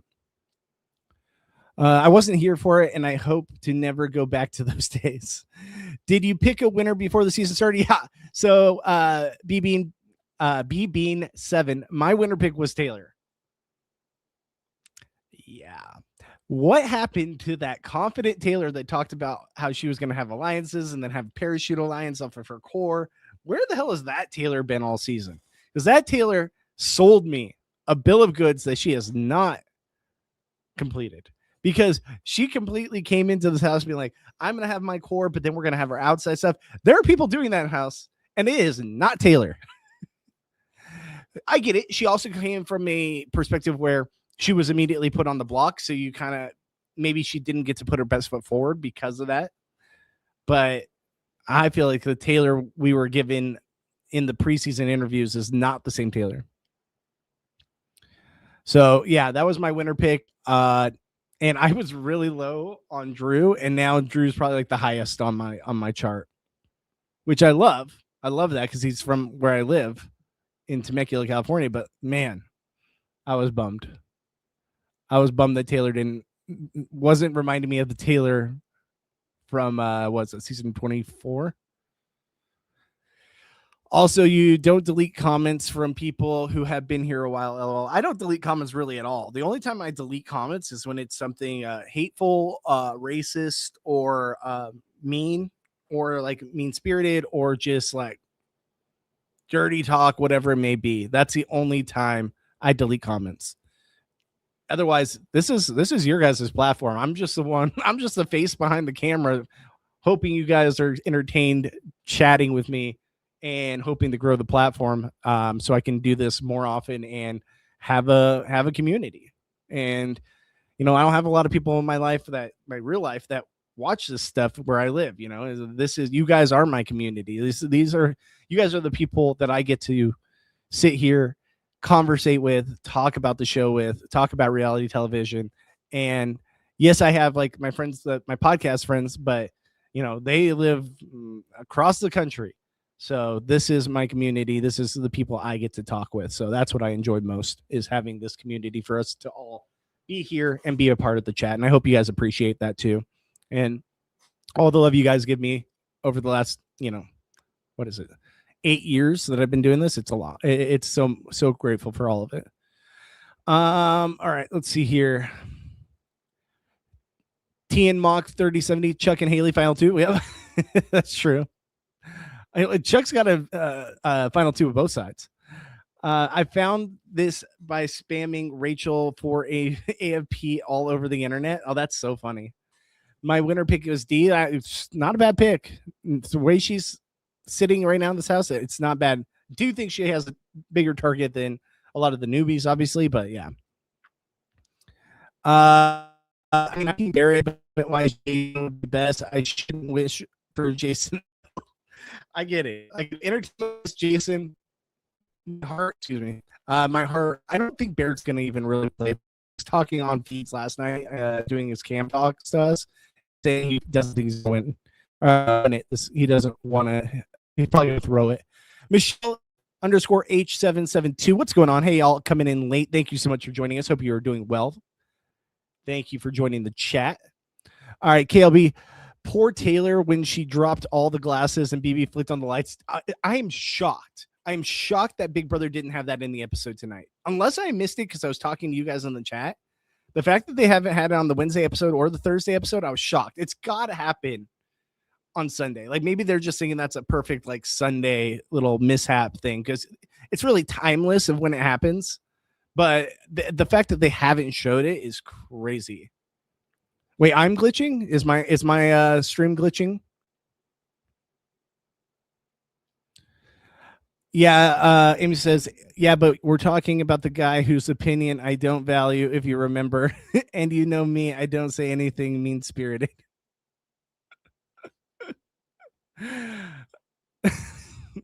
Oh, they switched cameras to a different cat, and then I thought the feeds were back. Damn it, they got me on that one. Moving on, I'll let it go. I just wanted to say that. BB7, Amy, your opinion is always valued here, so thank you for that. In a lot of drafts, a lot of people picked Barrett first because he is a YouTube Big Brother recapper like you. His channel is our reality. Yeah, no, I understand that because he did have a fan base. He did have he knew people in the community. I wasn't knowledgeable about him, um, but yeah, no, I know a lot of people were into his content, so I can understand obviously why if you're a super fan and you do Big Brother content you have for many, many years, you're gonna have that fan base or people that feel like, hey, that's one of us, you know. So I got the Barrett hype. I just felt with Barrett, who I liked coming in, I still like. There's things that I don't love about his game. I don't love like sometimes like the TV version and the feeds version, or even his cam talk version and what we see him talking to other house guests. It feels like yeah, he's part of the crossover alliance, but he doesn't. He feels like he's 5 of 5 in that alliance, and I feel like for me, it's like I know he's about it, and I know he's definitely about D. We all know that, but like I don't know, just there's something up with Barrett where I'm like, I want more. I don't even know how to explain it. I really don't. I feel like with Barrett, there's just something off with my opinion on him, but I'll be open to seeing more. Let's see here. Well, it was very serendipitous that I found you tonight. I'm glad you did. I'm absolutely glad you did. Bro, glitching you were. Hey, Abby B7, do I know you from Jolene's chat? I know you from somewhere. LOL. Yes. Okay. So there you go. See, we have a lost connection here. I'm waiting for the day that someone comes in and be like, don't I remember you from the Big Brother live feeds chat? Then we can have a full circle moment here, guys. Just from the chat rooms, from the watching live feeds on Paramount Plus. You were glitching a bit. I don't know if it's fixed itself yet. Oh, well, hopefully it has. On my screen, it doesn't show me anything. So hopefully it's better now. Last thing I need is an internet issue right when the feeds come back. That's for sure. All right, let's see here. At KLB, she is insufferable to me from the brief time I was spamming Rachel for AFP all over the internet. Would you go on Big Brother since Barrett opened the door for to YouTubers? So I actually I've applied to go on Big Brother. I made it to the semifinals of Big Brother 17, which isn't that far, guys. It's not that far. Trust me. It is not that far. But I basically got to the round of auditions where you're one-on-one with the producer, camera in your face. They ask you questions. They talk to you. You go to a hotel randomly in the middle of nowhere, and they basically one-on-one interview and tape you. And back in the day, absolutely. So it's basically right after. So semifinals are like right after, you go either send in your tape or you go to a live casting call. And I went to a live casting call. They immediately called me that day. Had to fill out like pages and pages and pages of paperwork. And then like 2 days later, I had to meet one-on-one with them. So, and I'll see all these other people walking in. You're not allowed to talk to anybody. You see like who potential house guests were. I was like, I'm remembering every face in here so that I can say that person was in my casting call or my semifinals, but none of them ended up making it in the house, myself included. I think I wish I would have done better. I wish I could go back in my time capsule and go back to that moment because I feel like it would have changed things. Nowadays, to answer your question, BBB, and I've talked about it before, I don't think I could do Big Brother just because I have a wife and kid. My kid's 5 years old. Like financially, like being away would not for 3 months doesn't make sense. Like I wouldn't be able to pay the bills if I wasn't here. So unless I hit the lottery or something, and my wife was all of a sudden like cool with me being gone for 3 months, Like, I don't think I could do Big Brother. Survivor, on the other hand, I would do in a heartbeat. Other real like traders, like the Normie edition, I would do it in a heartbeat. But I don't think I could do Big Brother nowadays unless something happened. Unless Fairplay is like, okay, I'm going to fork the bill while you're away because it's good for the content for the show. And my wife was cool with it. That's the only way. Okay, so let's see here. I knew Barrett before I knew Taryn and Rahab. I met him season 14 or 15. I cannot recall. He was recapping when he was in high school. He's incredible. He's not even that famous on his podcast. No, I'm happy for him, man. I love seeing YouTubers or people from the community get their chance on Big Brother because that's a dream. I'd rather have, 8 Barretts in the house opposed to people they just found on the street that haven't eaten a burger in their life.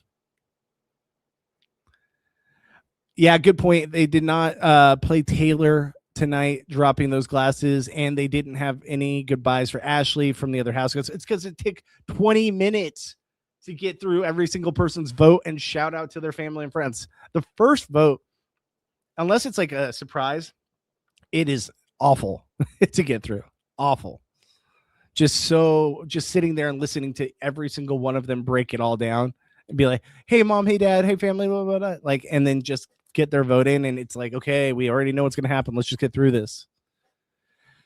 Yes, your comments are accurate. I have been watching his channel for years too. I was shocked when I saw his name as a house guest. How far is semifinals? I read that. Can you remind us how the App Store worked in BB20?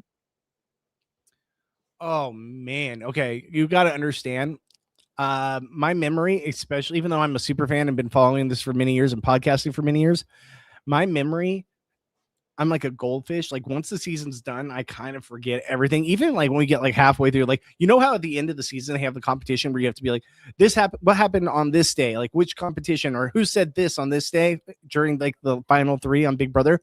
I would be god awful at that because I remember all the big things. Any little details like that, like I remember I was sitting next to not to name pull, but whatever. I was at a Big Brother live show. It was a Big Brother 19 finale. You can see me in the background. You can see me in the crowd behind Paul's dad, by the way, which is pretty funny. But I was literally sitting right next to Frankie Grande, Nicole, Victor, Mr.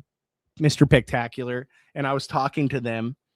And Frankie Grande turns over to me. He's like, hey, so who won the most competitions this season? I was like, I know I'm a super fan that literally waited outside of CBS studios for 8 hours with no phone just to be one of 3 people picked to come in here.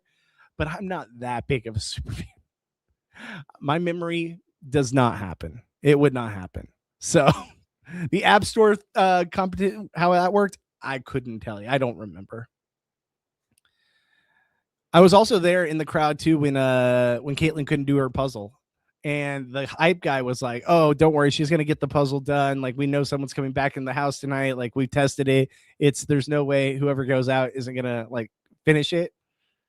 They were shocked. To say production was scrambling when she didn't finish that was wild. Alison Grotner losing her mind. It was so funny. It was so funny to watch. They were like, you could just tell the look on their face, like, I can't believe Caitlin didn't finish this puzzle. Do the house guests know Barrett is a BB recapper? How could I have missed that? I don't think so. Maybe I missed that, but I don't think he's said that information, nor do I think he should, because you don't want to give him any kind of ammunition against them. XXL, do not think they know yet. Yeah, I don't think so either. I have such high hopes for him. I don't know. KLB, I think maybe he has kept it to himself thus far. He's smart enough to know to keep it to himself, I would think. Yeah, I think so too. I'm eating a cheeseburger right now. Days comps are so easy.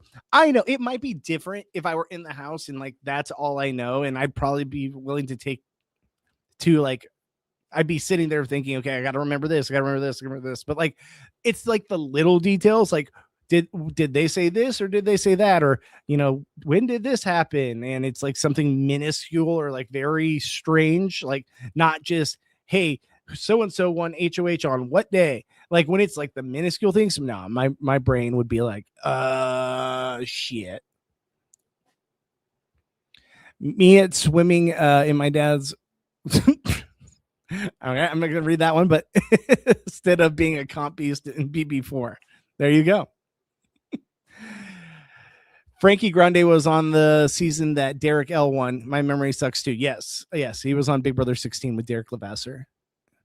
Oh, really? You were there? Caitlin failing that puzzle is an iconic moment in Big Brother history. Yeah, I remember as soon as I got back to my car, you're not allowed to have your phone. I've gone to 3 tapings. I think it's 3. It's either 3 or 4. I think it's 3. And the 3 that I went to were Caitlin with the puzzle. Oh my God, what's his name? Big Brother 17, big wrestler dude, Austin. I was there when he got voted out with his shoes off and everything and was blindsided. And I got in by the skin of my teeth to the Big Brother 19 finale, which was insane. I was like, I'm gonna get in. Judas, yeah, thank you. And funny story, I actually even used Frankie Grande and Nicole and them to help kind of sneak me into the after party underneath the BB studio. I guess you would say the BB house. So it's kind of crazy, right? So it's obviously a big lot at CBS, right? And you walk and you have to walk through, like, you know, where they had the competition on BB28 where like they had the haunted house thing. Like you walk through that area because they use that for obviously filming for other shows and stuff. But you literally walk down that street to get to the studio. And it's not that far, obviously, because we've seen people like screaming over the edge and trying to let people like house ghosts know things and stuff. But you go in there and the studio is much smaller in person than what it looks like on screen. Obviously, it always is. But what I didn't know is when I left there, because there's only like 20 chairs in there, it's very small. You walk out, you go to the side, and they took us underground, like underneath it, to the after party, which was like a little basement that was like kind of set up for like lounging and stuff like that. But when you're walking down there, if you look to the side, like there's people working out. There's like literally like the crew members working out, like a gym to the side with a window. You could see that. You saw like production stuff. Still don't know how I snuck in past security, but they just thought, because there was only 3 of us that were just like normal people that got like lucky enough to get into the actual showing. Like there was 30 people, maybe even more than that, 40, 50 people waiting to get in to be like being able to sit in the crowd for the Big Brother 19 finale. But there's the VIPs that were invited guests that get in, and the only way they pick from the fans that got randomly selected from one of those get tickets to watch the show is if someone doesn't show up or someone cancels and can't make it, then say, okay, we had 5 people not show up, so 5 of you guys get to go, and it's the first 5 in order. So I knew that. So I literally went and camped out for like 8 hours in front of the security guard at Paramount and CBS to get in. And because I knew that information, they thought I was crazy. And I am crazy. That is a crazy thing to do. No phone, because I knew I couldn't have my phone on me, just standing there on the sidewalk waiting for them to open the gates. And I knew I had to park off the street, because if you try to park in the parking garage, it's going to take you longer to get down and you won't be one of the first ones. Yeah, I'm psycho. So I got in, and only 3 people, and there was the girls behind me. There was 4 of them, and they only let me and 2 of them go in. They gave it to the 2 girls that were like super fans, and the other 2 that were just like friends there with them that didn't really care. So they went and did something else while the 2 girls and myself got picked to go in the crowd. And then what happened? So yeah, so you go downstairs and there was like a whole after party, and the cast was going to join, and like production was down there. Former house guests were down there. And then just the VIP guests, but like they didn't check everyone because they assumed, hey, everyone that's going down here was a VIP guest invited to this party, not thinking, oh, there's 3 randoms that just happened to be there. So the 2 girls that were like the random people like myself that were there, they left. They didn't think to go to the after party, so I just snuck in by myself. And what was cool was, I wonder if I have it on here. Let me see if I can find it. So there was this girl that was there that had like a medical problem, so she had to have her phone, because you're not allowed to have your phones at all. They like you can't even bring it in, right? They check you and everything. But she was, for some reason, like a VIP guest that was allowed to have it because she had medical issues.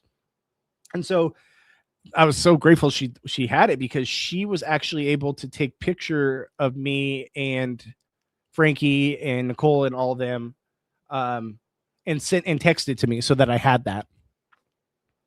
So let me see. I'm gonna see if I have it here on my computer that I can show you guys because this was years ago. What Big Brother 19 was? Ooh, was it 2017? How do I find that? So library. Okay, years. So 2017, I want to say, correct? Yeah. It's Allie, watch this thing. What's up? What's up, Allie?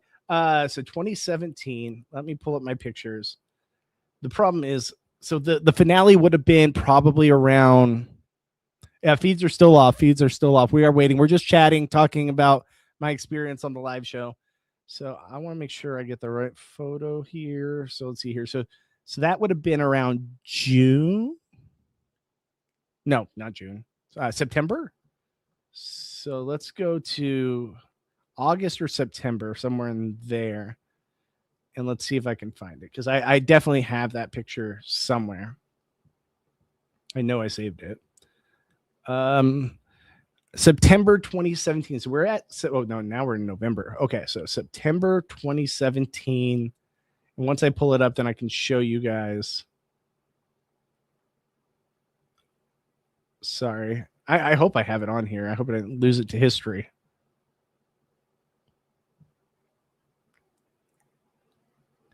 Yeah, I don't know. I'm not seeing it. I'm not seeing it on here. Yeah, because now I'm in July.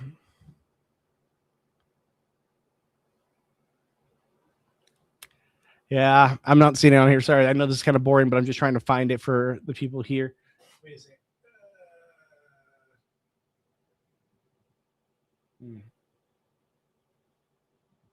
I have it somewhere saved away, but I would just have to find it. August. Yeah, this is when we were in Vegas. This was like right when my wife and I had just started dating. So it's funny seeing these pictures. Yeah, me and my brother at a football game. That would have been already happened. So I'll find it. Oh, feeds are back. Feeds are back. Feeds are back. Who cares? All right. Who cares about the picture? Okay. Here we go.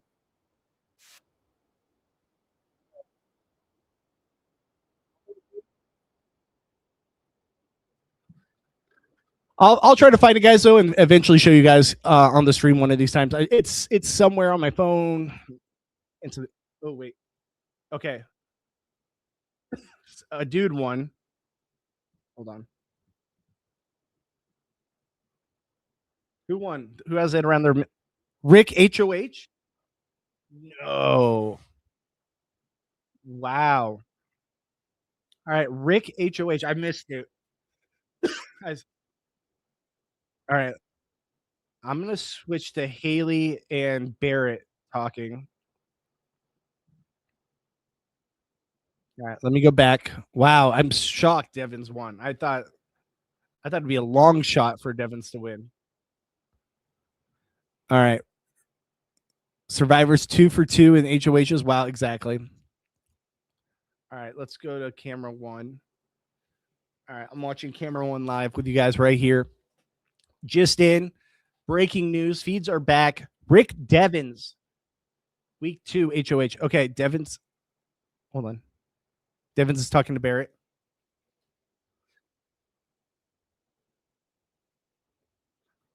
Oh, okay. Barrett, he was talking to Barrett about going up on the block as a pawn, and he's like, "Shut up!" And he's like, "I know, we're just joking." Scared me for a second. I was like, "Is he really going to put Barrett up as a pawn? That's so stupid." Yeah, Jason backdoor. I feel like is imminent. All right. Okay, so Devins is saying he doesn't want to put anyone right back up. So Yosh, Taylor, maybe even Mallory might be safe this week. Sincere, I won't spoil anything, but I won money on Kalshi today betting on the first evictee, and I feel so happy I watched the show enough to guess who would lose Blockbuster and not have the votes. LOL. Damn it, I didn't think to do that. Damn it. Michelle, no worries. We'll see you. Just come back and join us. We'll be live here chatting, talking about the live feeds talking about everything we find out here on stream.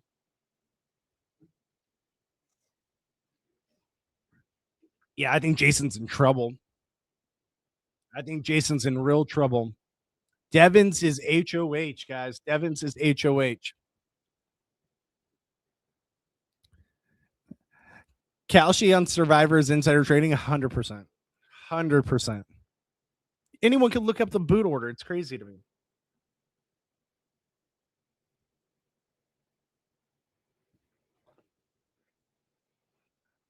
All right. I'm switching cameras real quick because this one's just Lala washing her hands. So it looks like it was like cowboy themed, something to that extent. Barrett is safe. Yeah, we kind of knew that. That means all of our crossover people are safe. Big W for Devins, 1 over Haley. Ooh. What's up, Bruins? Welcome to joining. So he won it over Haley. Well, now Devins can go to sleep early. He doesn't need to stay up all night.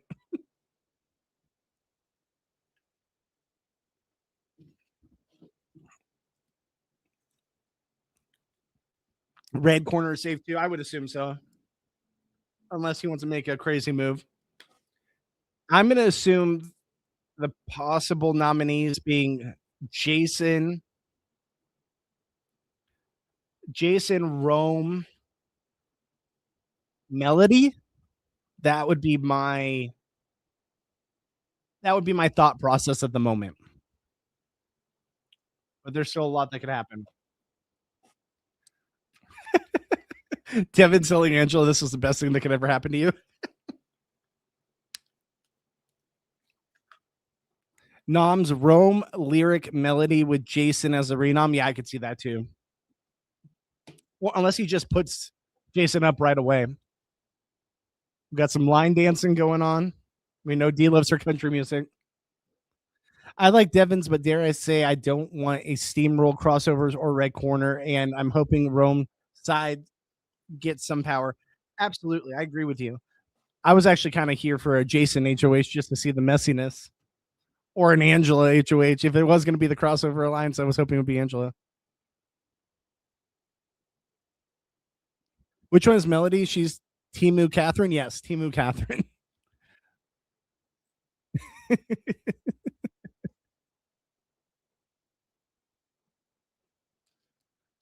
Well, thank God it wasn't Haley. Yeah. I think Haley would have been a mess of an HOH. People are going to be disappointed Devins won, but I'm happy about it. I'm happy that we're getting him at least another week, especially if he's the one picked by America and he gets a punishment. It could protect him. We lost Timu Ashley. Exactly. I don't know if that was Timu Ashley though. It's just Ashley. I guess you can say by name. Okay, we got Rome and Devins talking in storage room. Oh, he pulled the same joke he did on Barrett, where he's like, "Would you go up as a pawn?" Oh, I'm just messing with you. Camera, what are you doing? Camera's going to the side and not showing us. What are they doing here?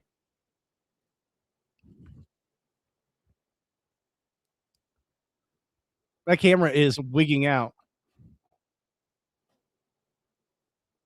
Okay, he told Rome that he's set, but do we believe it? Let's see here. Chat says, "Oh, we're back to cats on our screen, so I'm going to mute for a second." But I will say, I think Melody might have more of a long-term impact than Catherine did on the game because Catherine did nothing. Yeah, and plus the fact that she's close to Drew, I think that parachute alliance is important to the crossovers for now. That's something that they can use on their back pocket. I'm not upset. Do people not like Devins? No, but I think it's kind of like what Sincere said, where people like Devins and people are happy that these survivors are playing, but we don't want to see it be a complete one-sided affair, essentially, right? Kamu is Timu Keanu. Rome is Timu Riley. Yes. I think Riley is Timu Rome, to be honest with you. Haha, keep knocking them out. Timu Keanu. If you guys watch Outlast the Jungle, we were calling Braxton Timu Johnny Fairplay. Lyric is Timu Lauren, but Lauren is from the best state in the country. Angela is Timu Angela.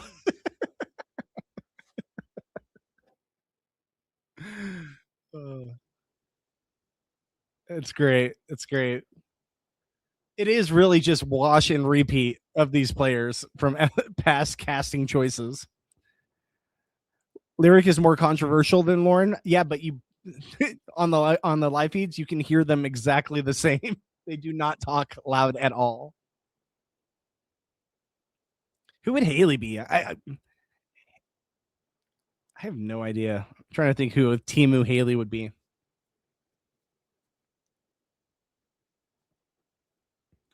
I really didn't like Lauren. She was like on half speed. Yeah, it was bad. It was definitely half speed. Lyric reminds me of Caitlyn from Big Brother 20, actually, and annoying. Yes, absolutely. Trying to who is Barrett Timu of? I feel like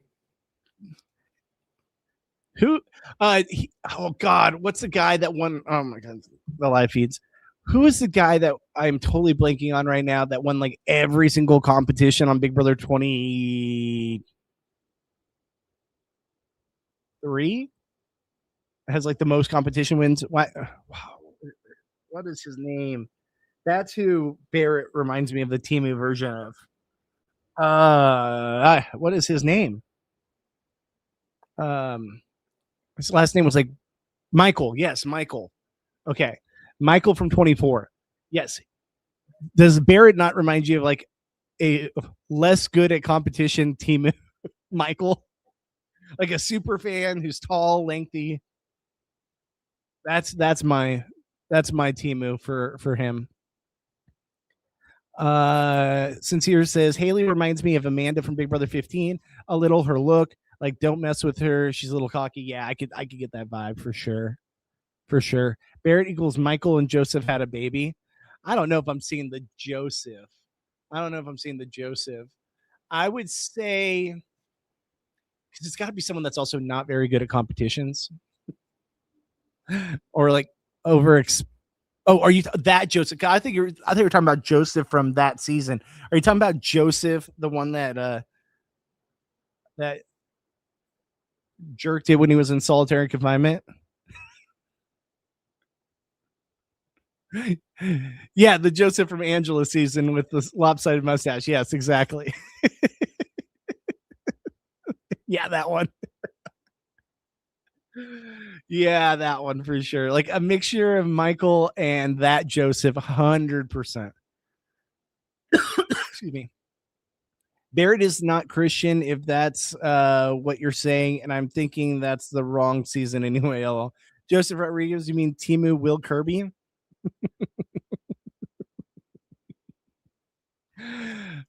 Michael, yes, there we go. Christian was a different season. Yeah, Christian was a different season. Actually, Christian for like similar, I guess, looks, aesthetic wise, that would make sense as well too. What was the super nerd from Big Brother over OTT? He was like the Timu version of Steve from Big Brother 17. The Virgin King. What the hell was his name? But yeah, he was the Timu Steve Moses, 100%. Yeah, but they don't look alike. But I guess they both are tall and lanky. You guys are killing me. Because they do. It's just like wash and repeat of all these casts. They need to get a fat, like almost 40-year-old guy with glasses and a beard in the house, and then I have a real chance of getting cast for Big Brother 37. Then call an ambulance. The lawyer. Yeah, absolutely. Yeah, no, I'm trying to think who else. Because now the feeds are down again. Just come back and they're talking, and of course feeds go down. I'm refreshing just in case feeds down for you guys. We're not even getting dogs right now. I'm just getting the Big Brothers symbol. Let's see here. Who else is there that would be a Temu version of a player? I'm going to say okay. Just because it's I'm going to say is Lala like a Temu Jocasta? Like the older woman in the house and just like is like friendly with everyone but not really like has like one alliance and that's it. Bobby, you would be a Temu Adam Pock, but not a hardcore floater. How dare you? Humane. Okay, you know what? This I might have to delete a comment. I might have to delete a comment for the first time in a long time, guys. Who haven't we talked about? Yeah, that's for real. Who haven't we talked about? Okay, there's got to be a real one for one comparison with Kamu. I love Steve. I mean, who? How could you not? Let's see here. It's so early that a lot of these people are Temu now, but they might develop into Amazon. Exactly. I don't think many people liked him like I did. LOL. No, I loved Steve, even though Big Brother 17 at the time, I was like, this guy took my spot. But he was love Steve, but I feel like I wasn't as dorky. I had the glasses, but that's about it. Maybe I'm too high on myself. I do a Big Brother podcast. He was the better fit for the nerd role. Jocasta, that's a deep cut. Yeah. Yeah. Let's see here. Ashley was Temu Rachel Riley. Yeah, that's actually a pretty good one. That's actually a pretty good one. Like they they killed off Rachel because they thought they had the new and improved Rachel, and she's out first. Adam Pock is a Cowboys fan from New Jersey, so he's a fan of an out-of-state team like you two. Well, here's the thing, though. He was also like what, a convicted felon for like drugs and stuff, and was like clearly detoxing while on the show. Like, not to. Hey, I know he got his life around now. He has turned around, so I'm happy for him. But oh no, that's I'm thinking Adam Jasinski or whatever.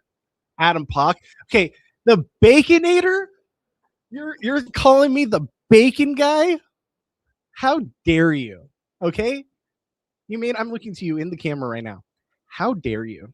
Okay, I'd rather be I'd rather be the Temu drug addict in the house. That Adam, like, what the hell? The Tory spelling loving bacon eater.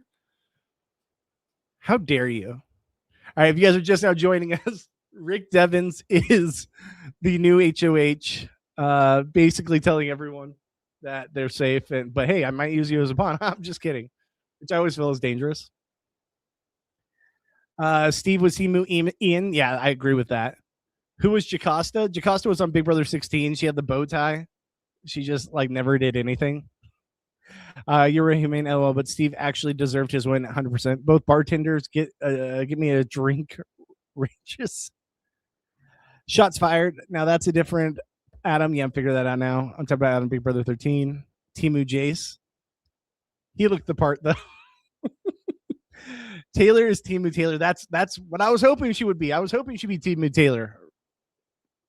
On the block real early, beautiful black queen. That's what I was hoping. That's what I was hoping. I was getting those vibes. I don't know if I'm feeling it now. I said you wouldn't float so hard, you would have a life as fetish. All right. No, I meant who was the Temu Jocasta? Oh, I was saying Lala. Latrice is a Temu Jocasta. It's not just because she's the older lady in the house. It's because she's the older lady in the house, but very similar style of gameplay where you have like one alliance that's small and like you're good with everybody. You're not really like playing the game hard. 100%. Let's see here. Other comparisons. You know, I think I'm more of like a Temu Mr. Spectacular.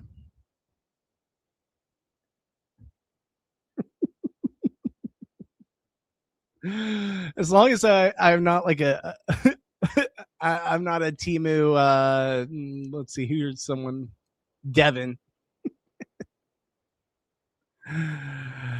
Let's see here. No, I meant. Let's see here. It's the energy and the vibe, especially. Yeah. Was big. Was Big Brother 10 Jerry just a Timu before Jack?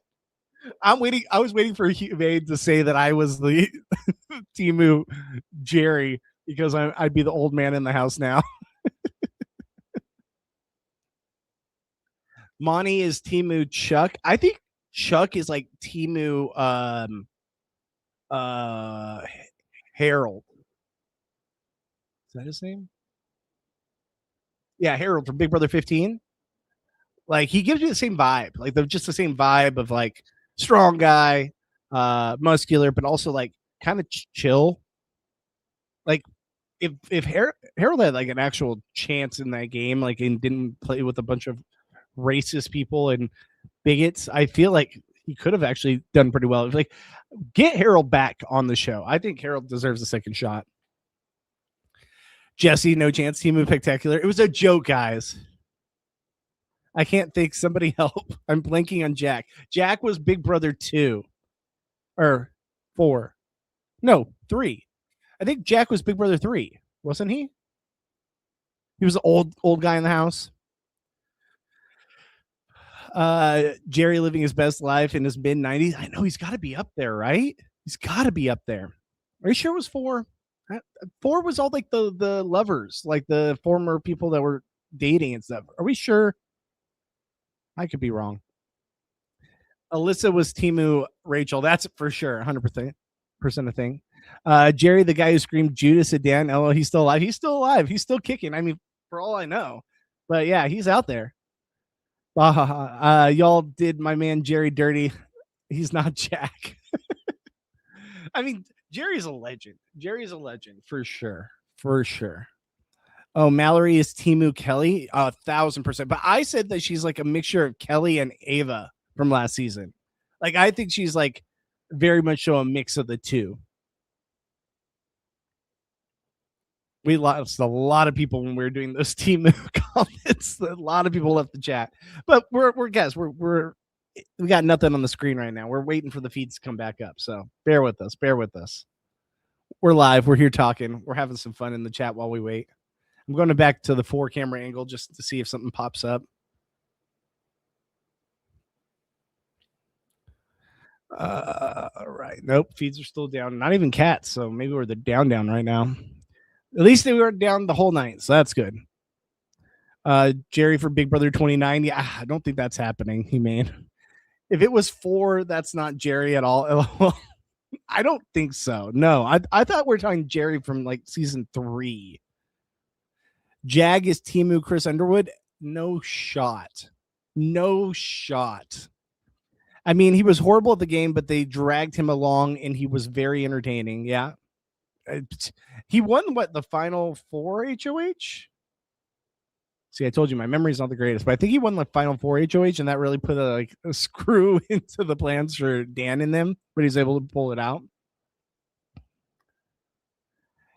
Timu Catherine started this all. It's true. I'll come back, everyone. This is hilarious. Yeah, we went from like 30, which isn't anything, but we had like 30 people in here when the feeds came back to like just drop down to like 10 because we were doing all the Timu. But we're waiting for the feeds to come back, guys. What do you want us to do? Like we're entertaining ourselves doing Timu comparisons. So we're here. We're having a good time. We're chatting. If you guys want, tell us who is your Timu comparisons to former house guests. We'd love to hear it. We're having a good time while we wait. If you guys are new, Devin's just won HOH, beating out. Who did he beat out? Oh my God, Timu. I'm thinking all these Timu names now, guys. You got me all screwed up. Haley. He beat out Haley. And so if you guys are also new here, you guys can follow us, twitch.tv/Bobby Goodsby. If you want to follow me on Twitch, at After Show on YouTube. Give us a like, give us a follow, hit that sub button, hit the bell notification so you're notified when I go live. We have fun here in the chat. The chat is flowing tonight. We're talking, having a good time. Hope you guys are having a good time with us. Also, at Goodsby Bobby on Instagram and X/Twitter if you want to check me out on my social media handles. Like I said, Portia from Big Brother 13 joined us earlier. We talked with me, myself, Lauren Pratt, Philip Solomon from Dondi season 2, and Portia talking all about this season, this first week, and our thoughts on the cast and all that. So if you guys want to check that out, you can check it out after show and look for the Big Brother feed, and you'll find it on there. Portia's on the thumbnail. All right, so let's see here. I'm joking because they both got voted out and won. Absolutely sincere. Timu, Kelly, haha. Jerry won final 5 HOH. Okay, thank you. Oh, okay, I understand. LOL. Looking for similarity. Sincere says, I think he's saying Jag is Timu, Chris Underwood, because they both got eliminated, came back, and their win is questionable, and because they won out essentially on everything they could possibly do to win the game. Matt Hardman is Timu Crazy Eyes. Yeah. Now we're just reaching humane, LOL. Lala for me is Timu Mama Felicia. I can see that. Felicia, excuse me.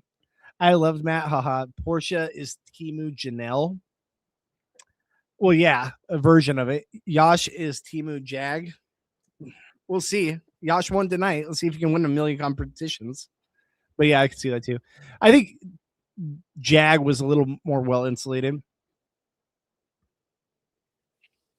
I'm trying to think of any other comparisons. Lyric kind of reminds me of like a Timu America from that season.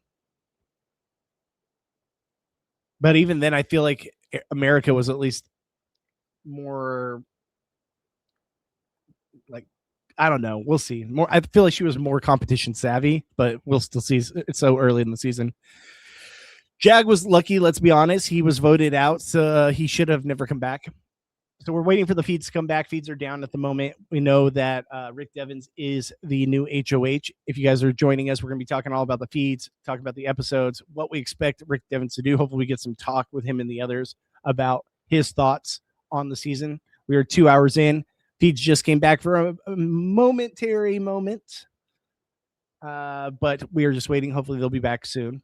It seems like they're having trouble with the camera. The camera was like totally going to the wall. So I don't know what was going on there.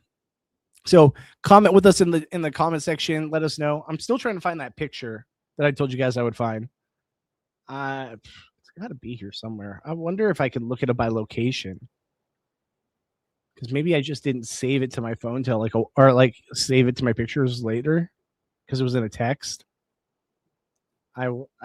If I look under my pictures and look up Big Brother, it's probably going to give me a ton of other stuff. I don't even know how I would search that, to be honest with you guys. How do I search Big Brother in my pictures, my million pictures on here, and it shows pictures of my daughter? Like that's, I obviously have Big Brother too much on my mind. I'm going to try doing it by location and see if that'll work too. All right, let's see here. Jag was lucky. Let's be honest. He was voted out and he should have never came back. Oh, you're right. I can't believe America Lopez gets to hand out powers this season. You're so stupid, you man. Sincere says, I can't put my finger on it, but Lyric is doing too much and not doing enough at the same time. 1000%. That's exactly how I feel. Like there's something that like about her where I don't know what it is, but like she's there, but I also feel like she's not really there. It's weird. Chuck is Team of Jared, and anytime I see her on my feeds, I'm switching to a different feed because it's usually just her and Rome cuddling in the bunk bed, and it drives me nuts. Got another week of that ahead of us. Chuck is Team of Jared. Which Jared? Why am I blanking? America was definitely more game savvy. Jared is Timu Suri. Oh, that Jared. Gotcha. I don't know if I see that comparison. I don't know. I mean, I guess. No, he's only half Suri. Sincere, that's giving him way too much credit. He will never be 1/20th of the player his mother was, but that made me giggle. Honestly, I seriously feel like Jared should have gone on Survivor instead of Big Brother. That was absolutely the wrong choice for him on like of shows to go on. I thought it 100% should have been him going on Survivor. I feel like they would have had him on at some point, and now with how like it played out with Big Brother, I don't know if they will. I really don't know. Or I thought like him and Sari on Amazing Race would eventually happen. For sure. Okay, I'm gonna look up like location and see if I can find it that way. Just because we're waiting here, we're waiting for the feeds to come back. If you guys are just joining, so let's see.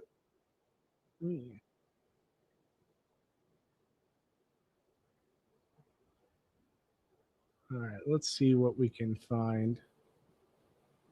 Let's see what we can find.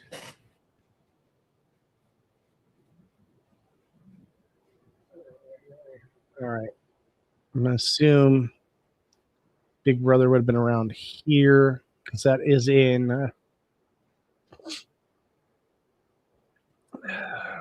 not West Hollywood. It's all right. Sorry, chat. People are dying right now. There's I'm losing a lot of viewers, but I'm trying to find this picture because we got time to kill while we wait for feeds to come back on. Sorry for the audio only listeners, but I'm trying here. I'm trying.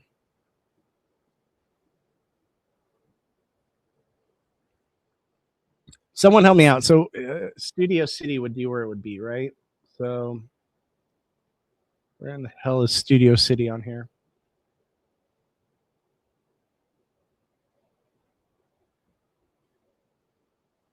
No, that's too far south. All right, so I'm trying to find the picture of me on the lot at Big Brother. If it's even still here, man, that was years ago. I would think it would be, though. All right, there's West Hollywood, Beverly Hills. Let's read some more of you guys' comments here. Jared played in Cerise's shadow, and Danielle played in Dick's shadow. I don't think Danielle really played in Dick's shadow, like to an extent, just as far as how loud he was. But like she was her own character, where I feel like Jared was just always going to be in his mom's shadow, no matter what. Because at least Dick and Danielle, their first season was together, right? So it's a little different. Amy says maybe he would have done better there, but his mother should not have been in the equation. D plus Rick equals Dick. His mother would mop the floor with him. Strategy wise, she should have never had to play with her son. She would have won otherwise. I do agree. I think like she would have been a much better spot if her son wasn't there. I really do agree with that. Okay. I'm looking just another little bit. If we don't find it, we don't find it. I'll try to look it up and show it to you guys another time because it's got to be here. And I don't know why I'm having the hardest time right now finding Studio City.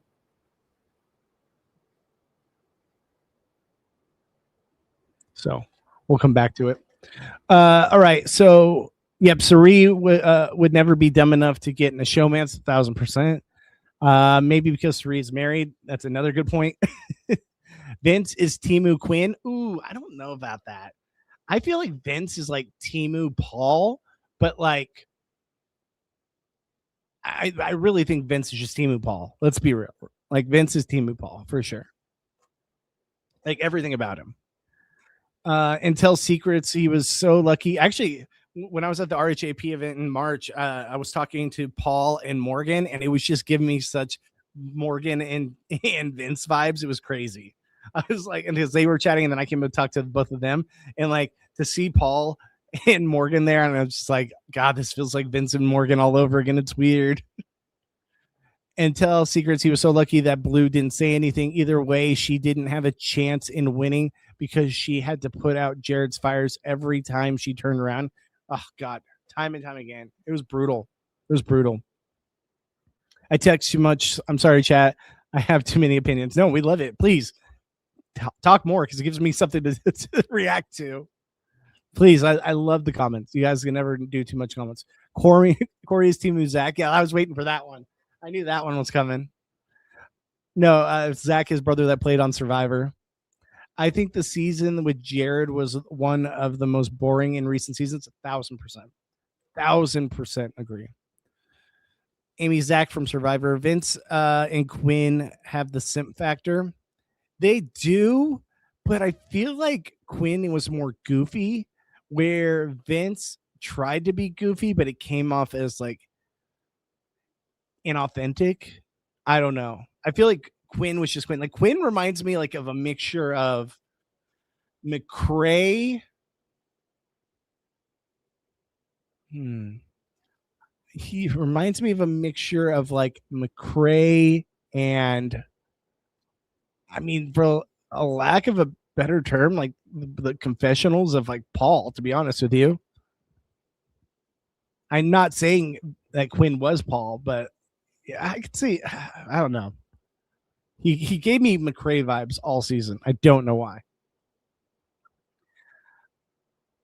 Which season he made? 42. But Paul's not a pussy. It's true. It's very true. Ashley is Timu Hannah. Hannah Chata. Mm, kind of. I could see it. I could see it. Paul has bad energy. Yeah, I don't know. I always was like, I never hated Paul like other people did. Um, I thought he should have won. Well, he should have won 19. Let's be real. Like he did wipe the floor with those people, but it was fun seeing his get his comeuppance. I still think that for Big Brother 18, I do think that um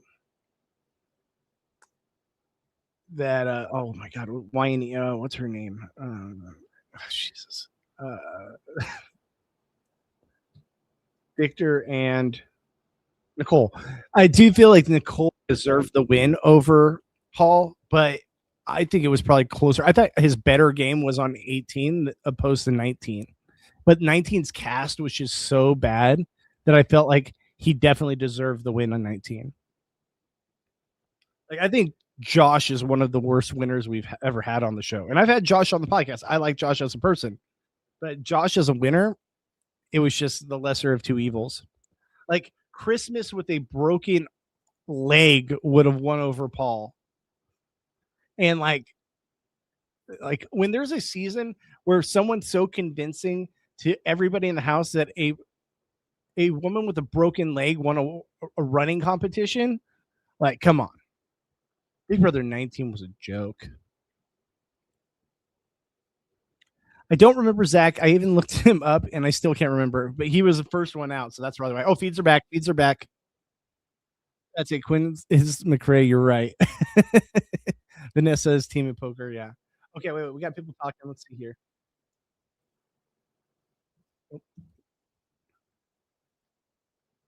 All right. So we got Drew talking to Rome, and I didn't. I think it was Melody who just left. Okay, I have to take it off the four screens. It drives me nuts. The echo is just too much. The echo is way too much. And it's definitely glitching out when I'm like refreshing the page. So that's why my stream might be glitching at times.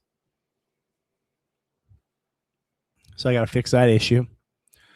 Back to Timu. I think Catherine looks like Christmas if Christmas was on Xanax and chill pills and spoke slower. True. Vikings are Timu garbage. Humane, another time. I'm going to have to mute someone finally on the chat. I didn't dislike Paul until years later when I rewatched, but he absolutely deserved the win against Nicole. Yeah, I think so too. I thought she deserved it, but that was his better game, in my opinion. All right. Rome is saying he thinks the girls are in trouble. Let's see. Does he throw Lyric under the bus this week to protect himself?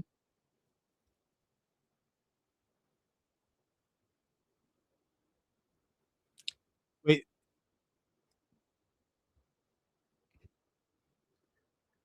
he's saying that he's saying that Lyric volunteered. I'm assuming for Have Not. He fought from the bottom in 18, and he should have never lost that season. And him losing the next season was his just desserts after what he did to Cody and Jessica. Yeah, very true. Let's see here. It's giving Timu Polly throwing Zakia under the bus. Yep. Yep. Yep. That's is he talking about her volunteering to go on the block, or is he talking about her volunteering to do Have Not? You deserve to win on 18. And if we don't like Josh, he deserved 19 as well. Yeah. Well, I just think Josh was like one of the least deserving winners of all time.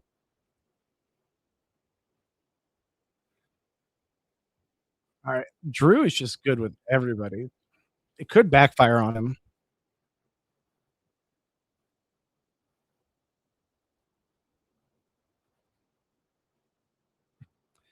Drew saying him and Rome should be locks for house guest choice.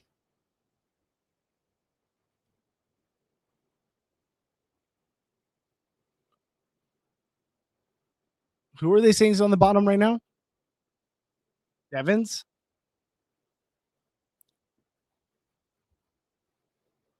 Cody is Timu Hayden. I could see that.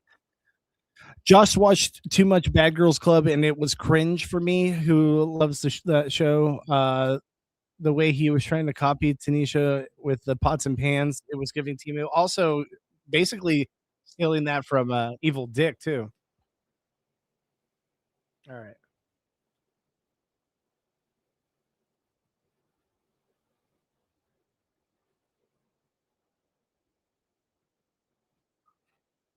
All right. So we got Mallory and Drew now talking in the bathroom about how they hope they get to keep their cowboy outfits, excuse me. I was already done with the Evil Dick, though. A lot of people were. Even though I wasn't privy at the time, because that was the first season I watched, I wasn't privy at the time of like how bad Dick was being on the feeds and stuff. Like just watching him strictly through the show, because I was new. I was watching through the show only. Um, I was like happy he was there for the entertainment, but I was Team Eric Stein the whole way. Cowboys irrelevant in the mid-90s. All right, now I got to go back to the okay. So cams are down again. Here we go.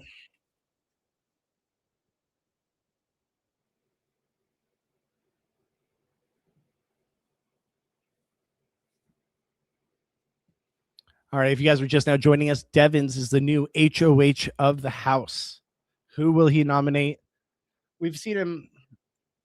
We've kind of suspected here in the chat that we're thinking that most likely Devins will probably put up some combination of melody, lyric, possibly Rome, even though it seems like that might not happen.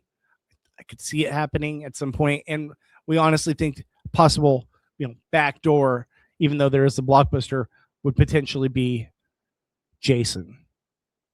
I think Jason's a dead man walking right now. I really do. Oh my God, Eric should have won the. That he was completely robbed. Yeah, I completely agree. Like him having to do America's Player was like the biggest travesty for that kind of player ever. Just completely not advantageous for that person ever. BB27 is Timu BB11.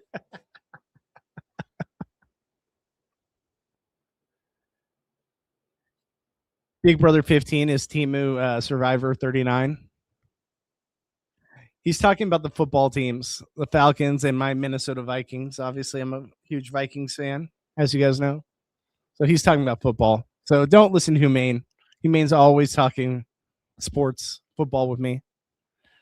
I'm Norwegian, so I know what Vikings are, but I don't know what you're referencing. So yeah, the Minnesota Vikings, the football team, and the Atlanta Falcons, the football team, is what he's referencing. I think with reality TV coverage, there's not a huge crossover with sports. All right, feeds are down again. Now we wait. Hopefully, not a super long time. Get some water. My voice is already cracking. Been live for 2.5 hours here, guys, talking with you guys. Please join the chat if you would like. We'd love it. No, you're good. I'm not saying you have to be into sports, but I have noticed when the sports references are made, not a lot of people are up on the sports stuff. Big Brother 15 and Survivor 39, because why? One was bullying and one was, stuff I don't know what I can say. Exactly. Well, just they were both seasons where we're just like, we want to forget those things happened because that sucked. And that was not what we watch reality television for. Is Luke Valentine Timu Aaron Grease? Kind of. And I'll be dead tomorrow for work. Yeah. Hey, you were like gone like an hour and a half ago. I'm happy you're still here, but I feel for you tomorrow. Except Aaron Grease won 4 HOHs, is low key underrated. Yeah. She did win 4 HOHs, but that doesn't take away from everything about that season.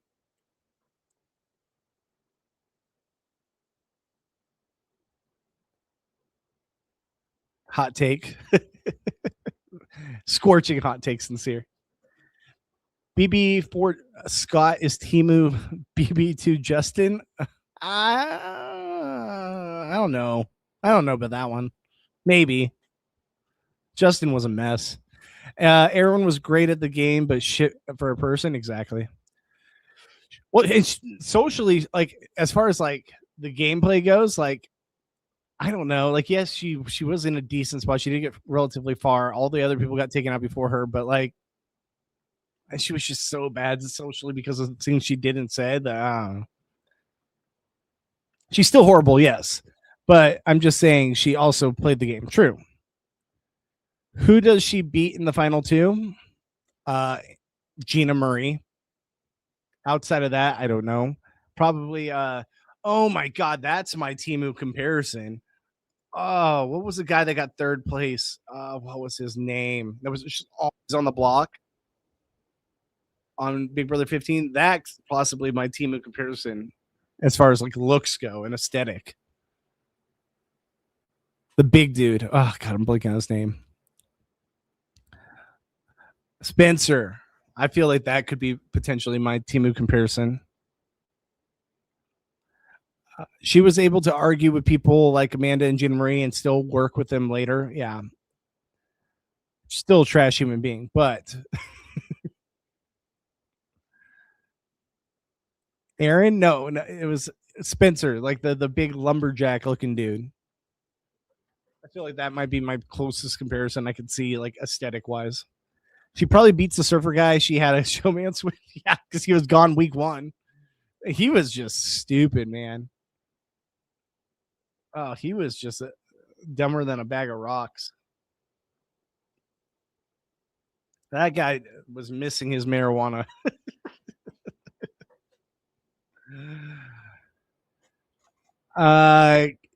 Kenny is Timu Derek. Who's Kenny? Aaron could beat possibly Amanda in the final 2. It's possible. I thought Amanda played an underrated game in Big Brother 15. I was talking to Maine, but I can't spell this girl's name right for shit. BB28 quitter. Kenny. I don't even remember who that is. BB28 quitter. Let me see. BB26 Kenny. Oh, Kenny. Gotcha. Who did you say the comparison was? I forgot about him. I had money on him. Which Derek? I'm drawing a blank. Yeah, I had to look up the picture to remember who he was.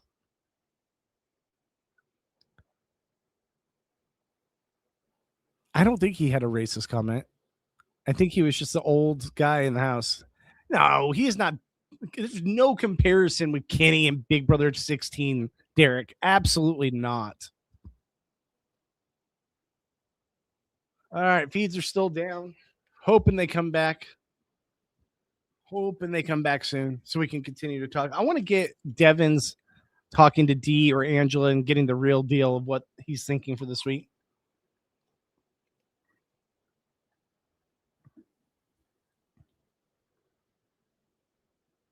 Yeah, look him up because you'll be like, no, absolutely not. Big Brother 16, Derek. Oh, Kenny, the one who gave a cop from New England. That's the only comparison. It's the only comparison. Kenny, who one who gave his game away for crazy eyes, or the one who wanted to. Yeah, exactly. Who's like a Temu vision or version, excuse me, of Frenchie? Like Frenchie was kind of his own character.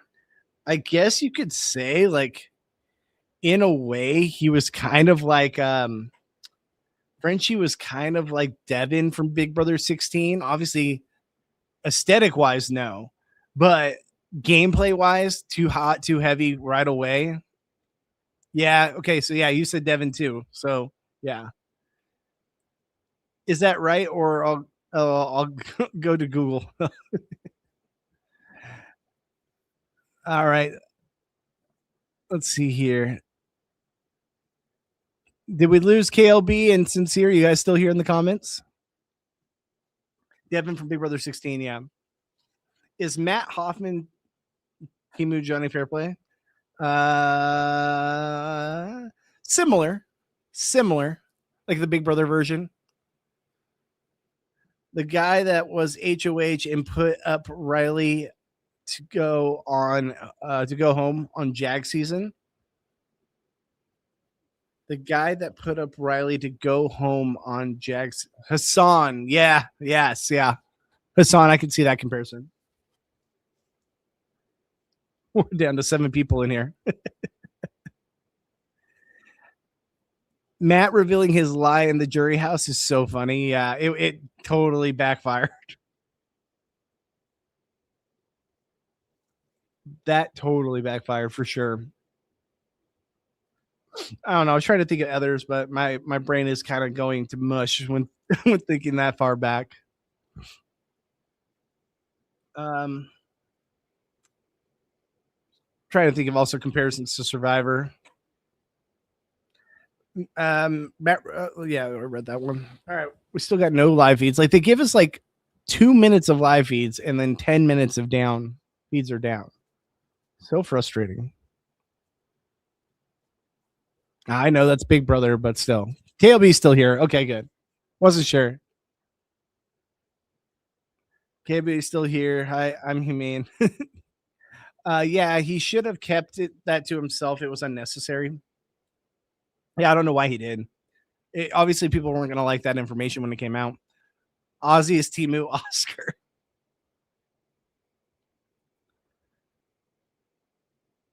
Let's see here. Who else is there? Let me take these off for a second. My ears are starting to hurt. Finally got a haircut. Got hair right now, and finally got my beard trimmed. So I feel like a new man. New man for a new week of Big Brother. I was called out. Now I just want to make sure you guys are here. That's all. Because I saw the viewership went way down for a second when the feeds cut. So I was like, oh, do we lose people? Rome is Timu Jack. Yeah, exactly. Howie's Timu Luke Skywalker. Gosh, that was interesting. So each week with the God, I gotta mute this. Each week with the veto competition, I'm feeling they're gonna do like the whole time travel thing, and they're gonna bring back a former house guest to host a competition, what have you. Who are we wanting most to come back to host a competition? My number one, I'm gonna throw out there, and we talked about him earlier, and I know it's never gonna happen, but imagine if they got in a time capsule and came back and we had like a video version of Jerry, like Big Brother 14 Jerry just comes back and it's like at 90 years old. It's like, screw you people. I would die. The winner wins. He's like, you'll always be Judas to me. Oh, that would be so good. BB10. Sorry, not BB14. Excuse me. BB10. That would be so good.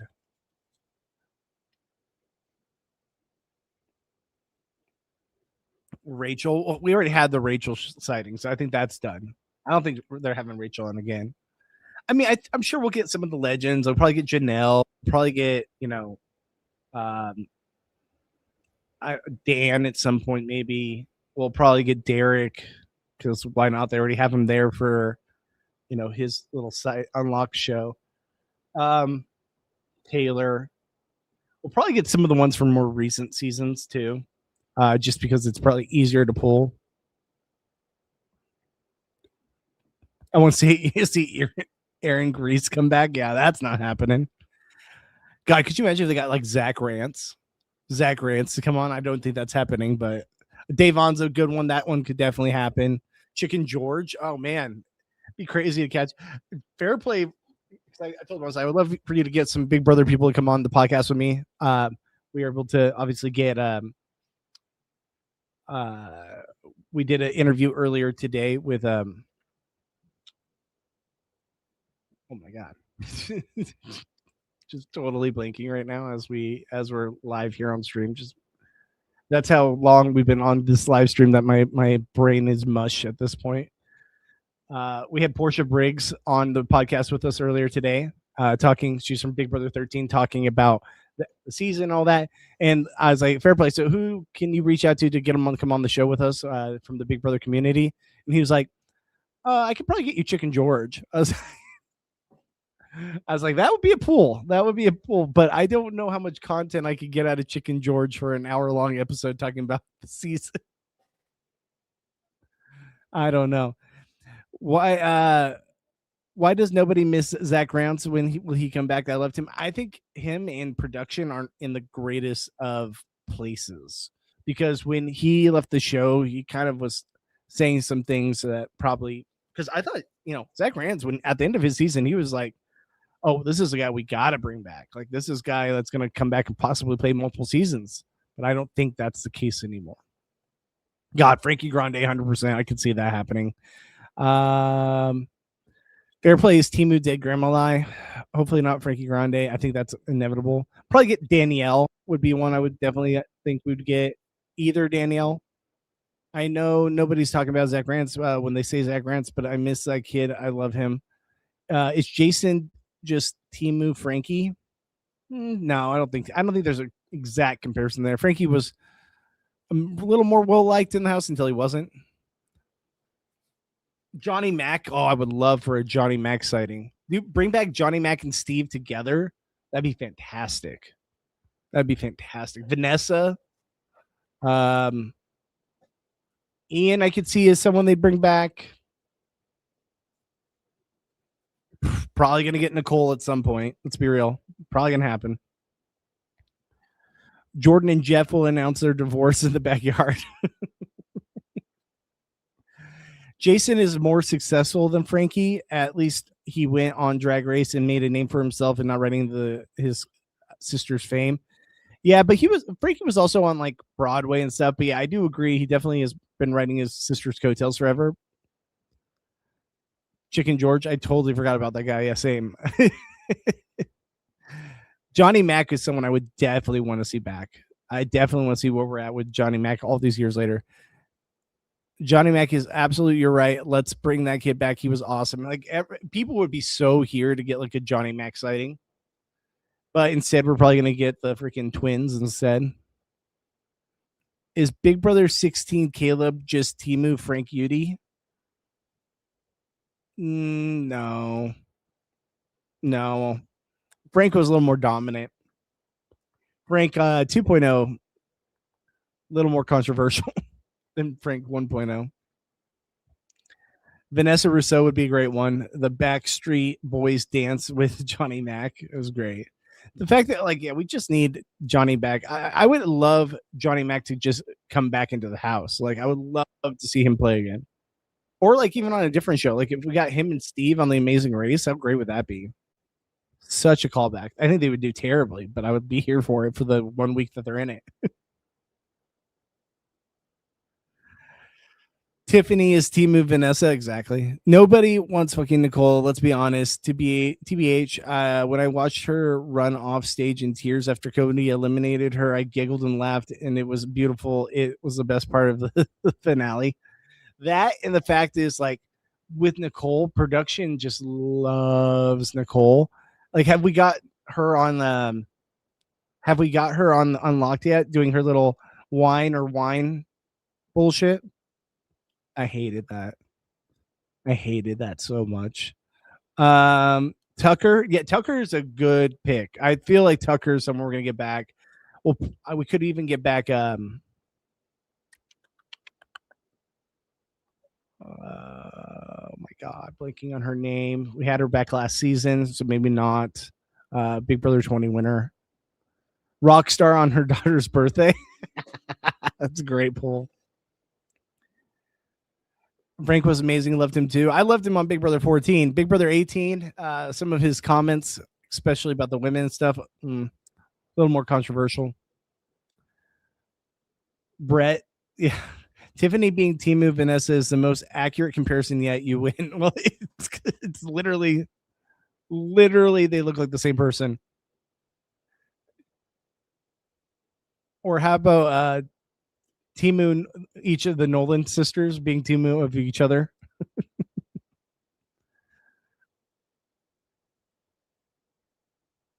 Oh, you're talking about Tiffany from the Cookout. I thought you were talking about her sister Tiffany. I was like, that's dead on. She's insufferable. The go-go dancer that made Final 3 in Big Brother 20. Who the hell made Final 3? Go-go dancer.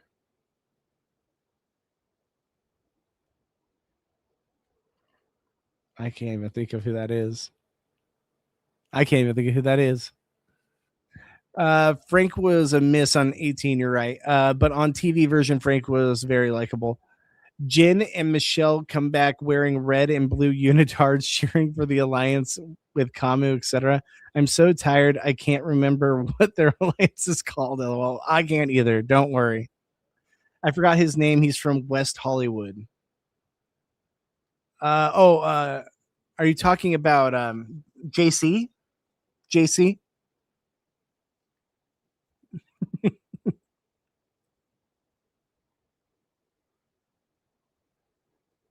Frank should have gotten expelled on 18. Yeah, I 100% agree. Yeah, who would be Timu JC? The go-go dancer. I forgot that he was a go-go dancer. Totally forgot that. Where is JC now? Where is JC now? All right, feeds are still down. So feeds came up for a whopping 3 minutes total, and then they've been down for like 30. So we're just waiting for feeds to come back. Obviously, not as riveting for the podcast listener, audio only listeners, but is what it is. We are here. We are hopefully bringing the content to you guys. We just we're trying to kill the downtime by chatting in the chat. Timu comparisons. Let us know in the comments section down below if you guys are watching this video after the fact. Who are your Timu comparisons? Bessie. Man, Bessie's like a less entertaining Mr. Spectacular. But even that doesn't feel right. The only reason Frank wasn't expelled on 18 is because he was a vet. I think so too. Oh my God, there's our team Spectacular Fessy. Fessy and Mr. Spectacular would have 100% worked together if they were on the same season. 100%. Those guys would have broed out for sure.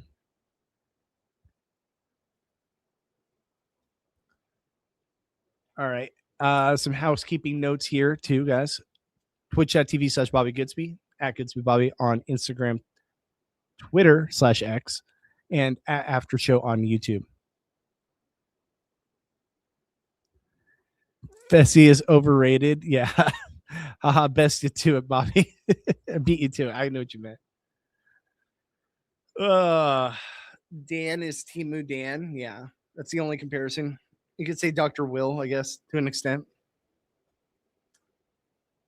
I also feel like Brian Hart is like Timu Dr. Will. Brian Hart from Big Brother 10. Trying to do some like deep cut references to like people that are Timu of each other.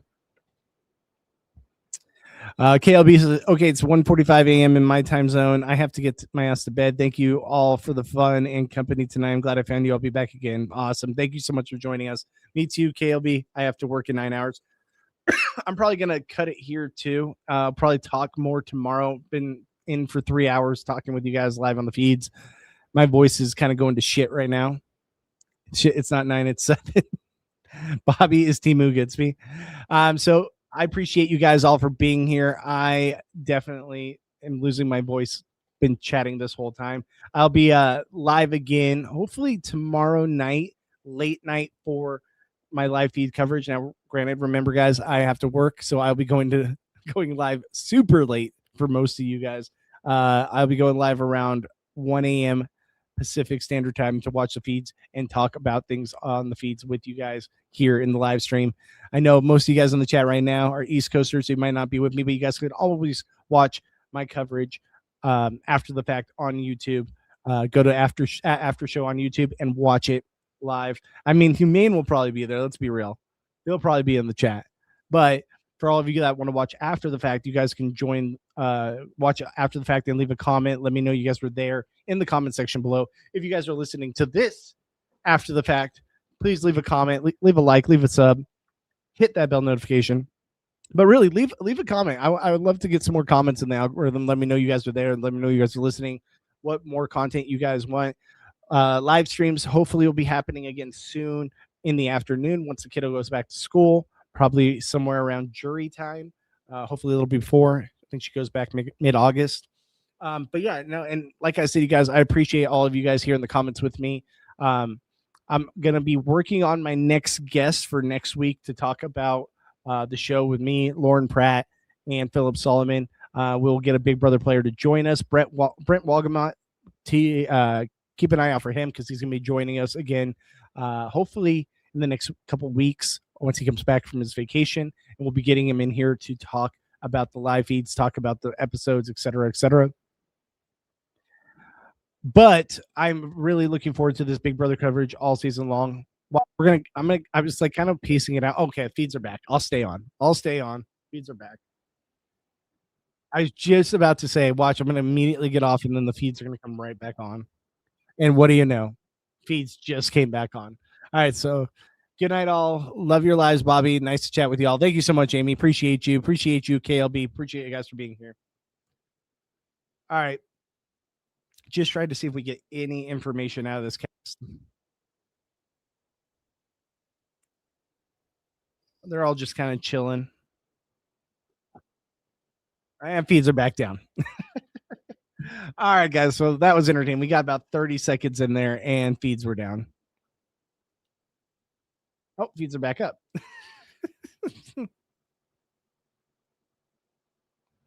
You have all these camera angles, and the one feed you go with is Lyric fixing her bra.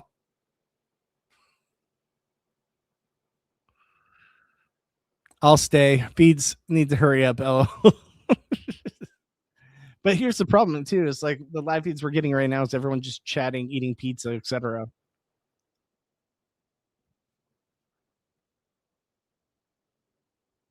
All right, so we have in the bathroom, we have Lyric and Jason and some of the other girls, Melody, Mallory. And then in the kitchen, we have basically everybody else. I'm hoping we get some one-on-one private time with some of these guys talking. Okay. Okay, we might get right here. We're going to have Lyric, Melody, Mallory talking.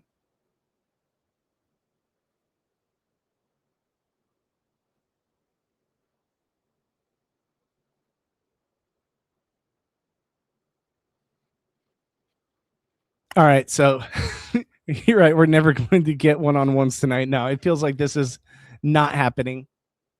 They're all just talking about being have-nots for the week. It seems like Melody and Lyric are for sure have-nots.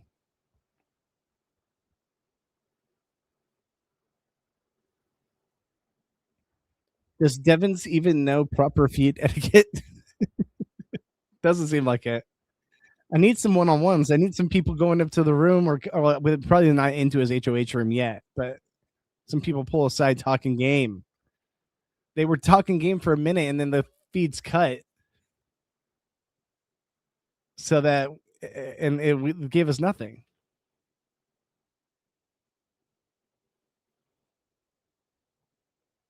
All right. I think I might call it here. I'll be watching the feeds late night, but my voice is shot. We're not really getting any game talk, so I'm gonna mute this for a second. Like I said, guys, thank you so much. And feeds are down again. All right, so I appreciate you guys. You guys are the best. I will have more content out there throughout the week, so definitely stay tuned for that. And with that being said, I'm out of here. Amy, uh, KLB, Humane, Sincere, everyone else who was Lee. Let's see here. We had. I'm trying to see. We had so much of just us talking for a while. Allie watches things. Michelle, BB, BB and 7, TN Mock. You guys are the best. Thank you so much, guys, for being part of the chat tonight, keeping me company while we waited for the feeds to come back. You guys are the best. With that being said, I am out of here, and I will see you guys in the next one. Peace, guys. Bye.